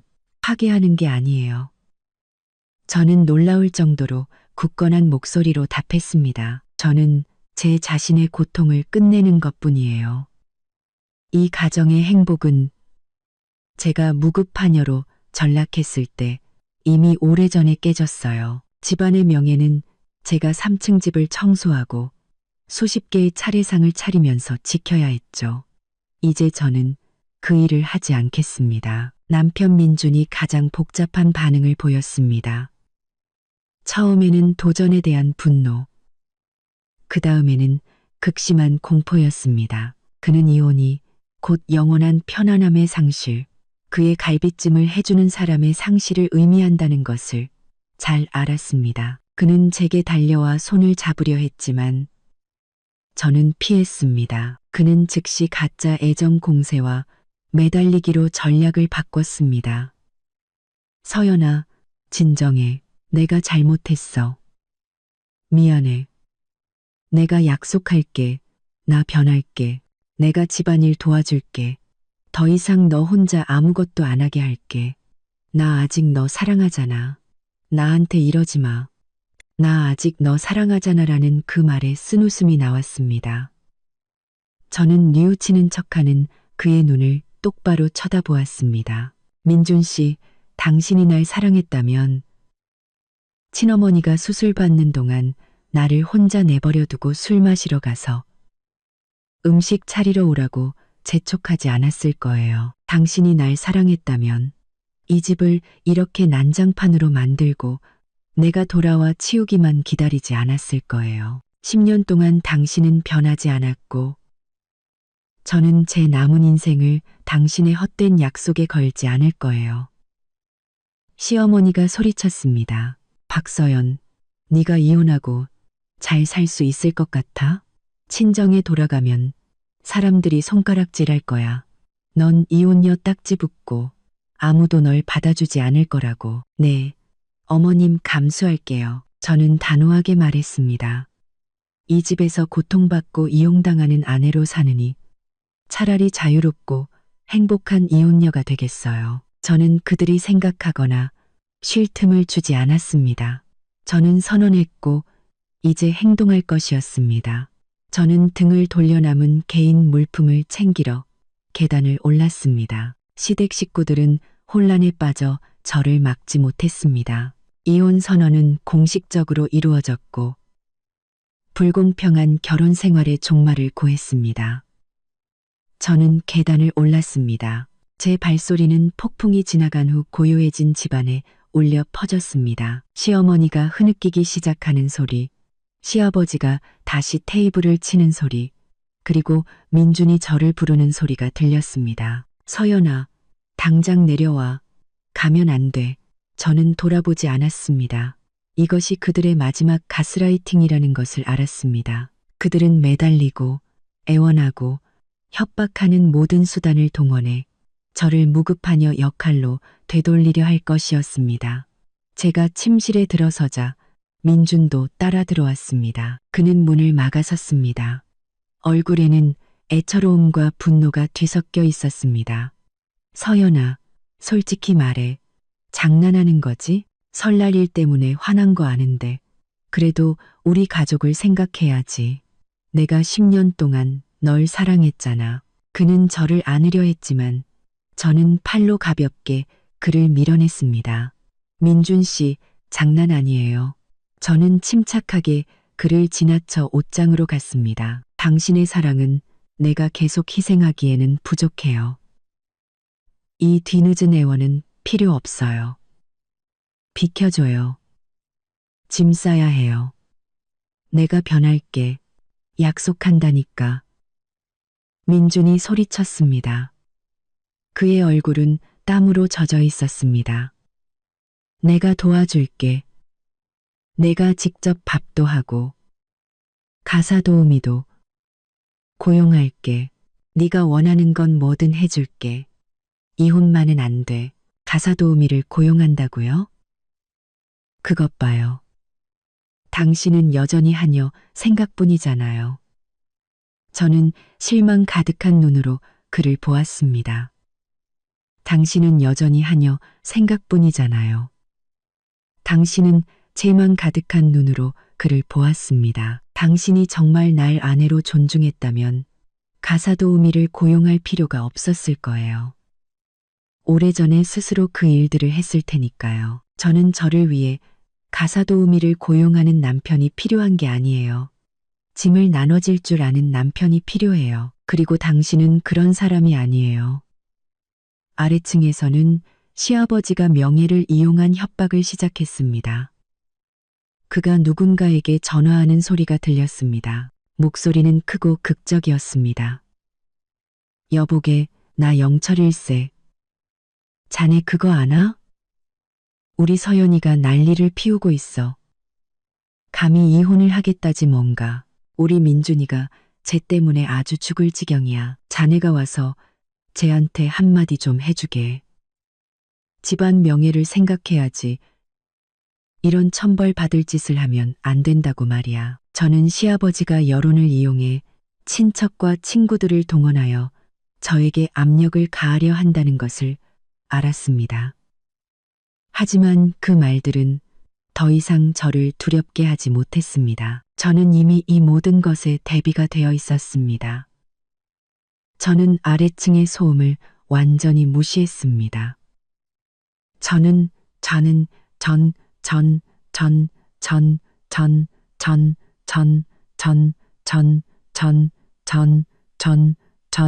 저는 제 일을 계속했습니다. 개인 옷을 개고 업무 자료를 챙기고 가장 중요한 재정 관련 서류들을 챙겼습니다. 공동재산은 아무것도 가져가지 않았습니다. 오직 결혼 전에 제 것이었던 것들만 챙겼습니다. 민지도 방으로 올라왔습니다. 그녀는 겁에 질린 표정으로 제 팔을 붙잡았습니다. 언니, 가지 마세요. 제가 잘못했어요. 아빠랑 엄마, 제가 설득할게요. 언니 가지 마세요. 언니 없으면 이 집은 못 살아요. 민지야, 이제 스스로 사는 법을 배워. 너랑 오빠 둘 다 어른이잖아. 더 이상 언니한테 의지하지 마. 저는 민지에게 부드럽게 말했습니다. 저는 그녀를 탓하지 않았습니다. 그녀는 그저 과잉 보호와 이기심의 산물일 뿐이었습니다. 제가 작은 캐리어를 끌고 계단을 내려왔을 때 시부모님과 민준이 아래에서 기다리고 있었습니다. 시어머니는 여전히 울고 있었고 시아버지는 마지막 위엄을 지키려는 듯 꼿꼿이 서 있었습니다. 서연아, 네가 가면 그 결과를 생각해야 할 거다. 넌 편하게 살지 못할 거야. 이 집안이 널 가만두지 않을 거라고 시아버지가 협박하듯 으르렁거렸습니다. 저는 마지막 계단에 서서 한 사람 한 사람을 똑바로 쳐다보았습니다. 네, 아버님, 어머님, 저 아주 신중하게 생각했어요. 부디 저를 평화롭게 가게 해주세요. 모든 것은 법에 따라 해결되도록 하죠. 저는 더 이상 아무 말도 하지 않았습니다. 곧장 문으로 가서 문을 열고 밖으로 나갔습니다. 민준이 쫓아오려 했지만 저는 단호하게 문을 닫았습니다. 제 이름을 부르며 문을 두드리는 민준의 소리와 시어머니의 통곡 소리가 등 뒤에서 울려 퍼졌습니다. 저는 익숙한 길을 걸었습니다. 아직 꽃잎이 흩날리는 길 위를 저는 뒤돌아보지 않았습니다. 이제 저는 더 이상 아내나 며느리가 아니었습니다. 저는 스스로의 자유를 되찾은 박서연이었습니다. 앞으로의 법적 싸움이 험난할 것을 알았지만 저는 승리하기 위한 충분한 무기와 결단력을 갖추고 있었습니다. 그 집을 떠나자 천근만근의 짐을 벗어던진 기분이었습니다. 자유의 공기가 저를 감쌌습니다. 하지만 이것이 시작에 불과하다는 것을 알았습니다. 연휴가 끝난 아침, 저는 이 변호사와 약속이 있었습니다. 그녀는 날카롭고 결혼 생활에 대한 냉철하지만 깊은 통찰력을 가진 여성이었습니다. 우리는 그녀의 사무실에서 만났습니다. 저는 제 모든 서류, 즉 일방적인 이혼 소장, 개인 재정 기록, 그리고 가장 중요한 상세한 표로 정리된 50가지 무심한 요구 목록을 제출했습니다. 이 변호사는 제가 제공한 자료를 한 장 한 장 넘겼습니다. 그녀의 눈빛은 점점 놀라움으로 그리고 이내 감탄으로 변했습니다. 서연 씨, 솔직히 말씀드리면 이건 정말 강력한 증거 자료입니다. 그녀는 서류를 테이블에 내려놓으며 말했습니다. 보통 정신적 학대는 증명하기가 매우 어렵습니다. 하지만 서연 씨의 경우는 너무나 명백하네요. 친어머니의 생사가 걸린 72시간 동안 그들이 계속해서 집안일을 하러 오라고 재촉하고 안부는 한마디도 없이 갈비찜, 설거지, 세탁기 수리만 요구한 것은 당신의 결혼 생활을 불법적인 노동 착취 관계로 변질시킨 겁니다. 우리는 단순히 감정적인 파탄에만 초점을 맞추지 않을 겁니다. 민법 제840조에 규정된 배우자로부터 심히 부당한 대우를 받았을 때에 해당하는 정신적 학대와 부양 의무 불이행에 집중할 겁니다. 이 녹음 파일들은 민준 씨와 그 가족이 도덕적으로, 인격적으로 서연 씨를 심각하게 침해했으며 하녀와 다름없이 취급했다는 것을 법원에 증명할 겁니다. 이 요소는 우리가 재산 분할에서 절대적으로 승리하고 특히 위자료를 받아내는데 큰 도움이 될 겁니다. 저와 이 변호사는 그날 아침 모든 것을 다시 검토했습니다. 그녀는 시댁에서 앞으로 사용할 가스라이팅 수법에 대처하는 방법을 알려주었습니다. 그녀는 그들이 이혼을 받아들이지 않고 제가 설날에 가족을 버린 무책임한 아내라는 이미지를 만들어내려 할 것이라고 예측했습니다. 그들은 집안의 명예, 부모의 희생 같은 감성적인 카드를 사용해 상황을 뒤집으려 할 겁니다. 이 변호사가 경고했습니다. 하지만 오늘처럼 평정심을 유지하세요. 오직 진실과 증거만 믿으세요.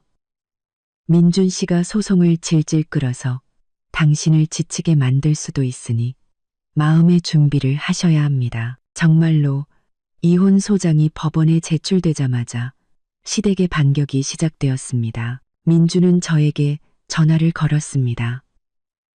목소리는 더 이상 애원이 아니라 협박으로 바뀌어 있었습니다.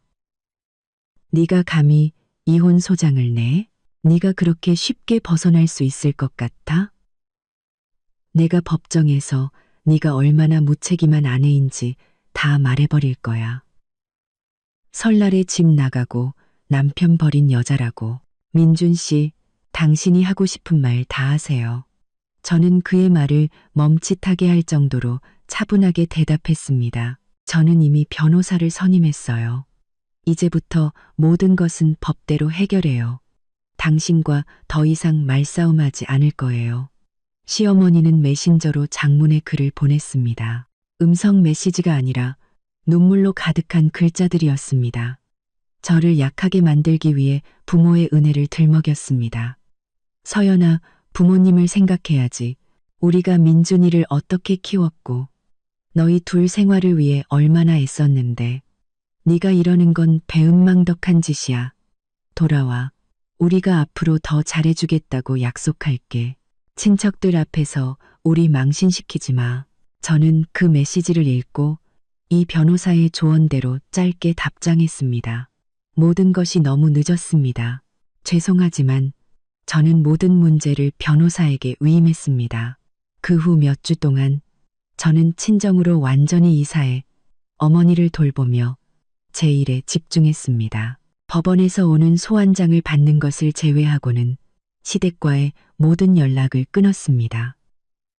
더 이상 분노나 상처에 에너지를 낭비하지 않았습니다. 저는 오직 하나의 목표, 이혼, 승리, 그리고 자유에만 집중했습니다. 첫 재판날, 저는 옅은 크림색의 오피스룩을 입고 가볍게 화장하고 머리를 단정하게 올렸습니다. 저는 이 변호사와 함께 법정으로 들어갔습니다. 그녀의 손에는 녹음 파일과 50통의 전화 목록이 담긴 서류철이 들려 있었습니다. 작은 법정에는 몇 사람밖에 없었습니다. 시댁 쪽에서는 민준, 시아버지, 그리고 시어머니가 와 있었습니다. 세 사람 모두 정장을 차려입었지만 눈에는 긴장, 분노, 그리고 두려움이 역력했습니다. 그들은 마치 저를 원수, 자신들의 인생을 파괴한 사람처럼 쳐다보았습니다. 시어머니는 여전히 불쌍한 시어머니 역할을 연기하려 애썼습니다. 그녀는 계속해서 한숨을 쉬며 레이스 손수건으로 가짜 눈물을 닦았습니다. 시아버지는 꼿꼿이 앉아 며느리에게 고통받는 점자는 집안이라는 인상을 주려 애썼습니다. 재판이 시작되었습니다. 민준 측 변호사는 제가 일방적으로 집을 나가고 설날에 남편을 돌보지 않았으며 혼인 파탄의 원인을 제공했다고 주장했습니다. 이 변호사의 차례가 되자 그녀는 감정에 대해 길게 말하지 않았습니다. 오직 물적 증거에만 집중했습니다. 존경하는 재판장님, 원고 박서연 씨가 72시간 동안 집을 비운 것은 사실입니다.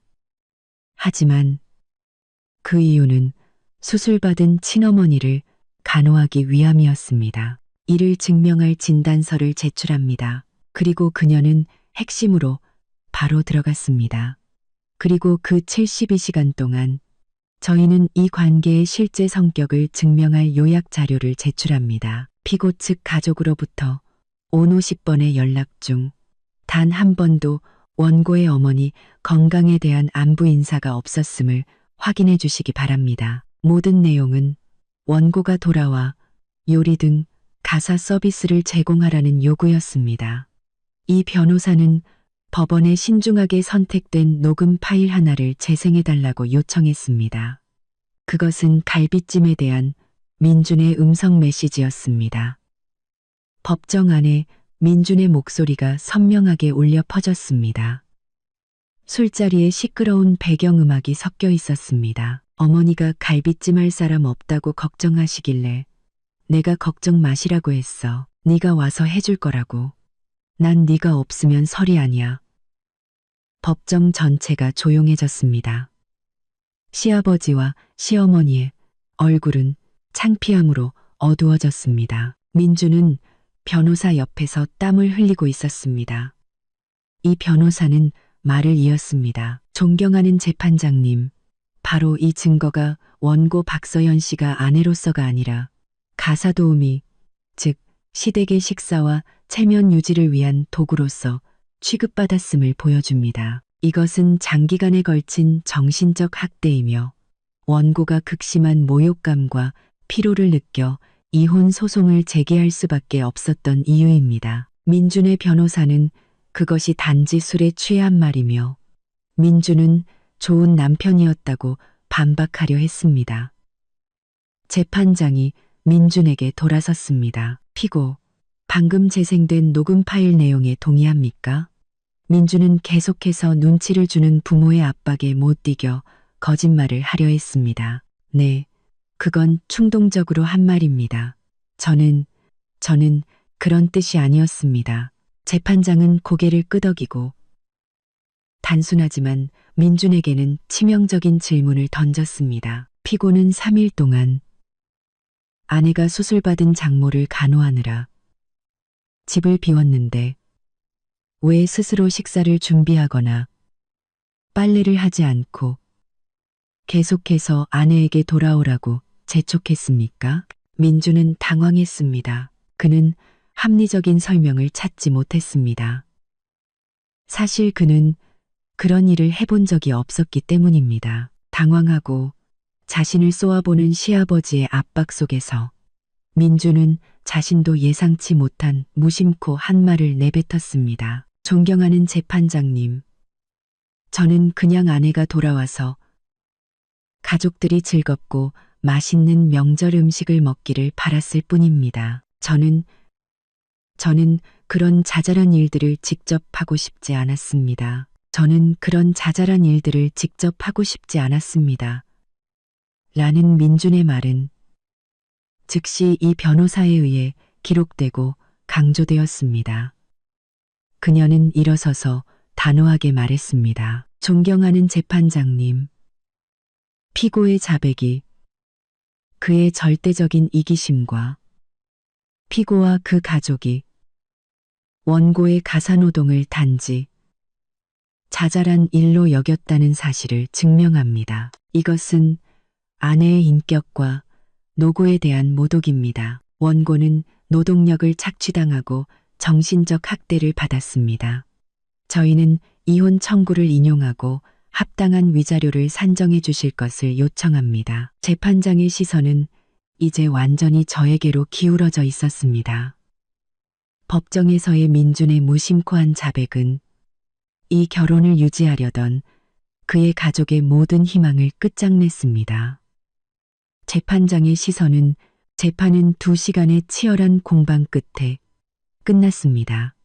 법원이 판결을 위해 휴정했을 때 시아버지와 시어머니는 저를 한 번도 쳐다보지 않고 법정을 나섰습니다. 그들의 얼굴은 창백했습니다. 아내나 며느리를 잃을까 두려워서가 아니라 체면과 돈을 잃을까 두려워서였습니다. 저와 이 변호사는 기다렸습니다. 그녀는 안심한 듯 미소 지었습니다. 서연 씨, 이겼어요. 민준 씨의 발언은 법적인 자살행위였어요. 법원은 이렇게 명백한 정신적 학대 증거를 무시할 수 없을 겁니다. 약 1시간 후 재판장이 돌아와 판결을 낭독했습니다. 원고 박서연이 제출한 증거, 즉 피고 민준과 그 가족의 장기간에 걸친 무관심과 인격 모독을 보여주는 녹음 파일 등을 검토한 결과, 그리고 피고의 법정 진술을 종합하여 법원은 박서연과 민준의 혼인 관계가 심각하게 파탄에 이르렀으며 공동생활을 지속할 수 없다고 판단한다. 이에 법원은 원고 박서연의 이혼 청구를 인용한다. 심장이 세차게 뛰었습니다. 이혼이 허락되었습니다. 그것은 자유의 판결이었습니다. 금혼 단권의 판결이었습니다. 판결의 다음 부분은 재산과 위자료에 관한 것이었습니다. 저의 철저한 개인 재정 준비와 이 변호사의 날카로움 덕분에 저는 예상을 훨씬 뛰어넘는 보상을 받게 되었습니다. 공동재산 및 정신적 손해배상에 관하여 법원은 피고 민준이 원고 박서연에게 혼인 기간 동안의 기여분과 위자료 명목으로 총 2억 원을 지급할 것을 명한다. 이 금액은 판결 효력 발생일로부터 30일 이내에 지급되어야 한다. 2억 원. 그 숫자는 단지 돈이 아니었습니다. 그것은 지난 10년간 제가 감내해야 했던 노동과 정신적 상처에 대한 법의 인정이었습니다. 재판장이 재판 종료를 선언했을 때 저는 일어섰습니다. 재판장이 재판 종료를 선언했을 때 제 두 다리가 그 어느 때보다 단단하게 느껴졌습니다. 저는 민준 쪽을 보았습니다. 그는 멍하니 앉아 있었고 시아버지는 그의 어깨를 화난 듯이 치고 있었습니다. 그들은 두려워하고 있었습니다. 제가 아니라 그들이 심은 이기심의 결과를 두려워하고 있었습니다. 저는 민준이나 그의 부모님에게 더 이상 아무 말도 하지 않고 법정을 떠났습니다. 이 변호사가 제 옆에서 걸었습니다. 법원 문을 나서자 눈부신 햇살이 제 얼굴에 쏟아졌습니다. 더 이상 차가웠던 설 연휴의 햇살이 아니었습니다. 새로운 날, 새로운 인생의 햇살이었습니다. 저는 맑은 공기를 들이마셨습니다. 어깨 위에 모든 짐이 사라진 기분이었습니다. 저는 친정으로 돌아가 어머니와 함께 새로운 삶을 시작했습니다. 위자료로 받은 돈으로 저는 오랫동안 꿈꿔왔던 저만의 사업에 투자하기로 결정했습니다.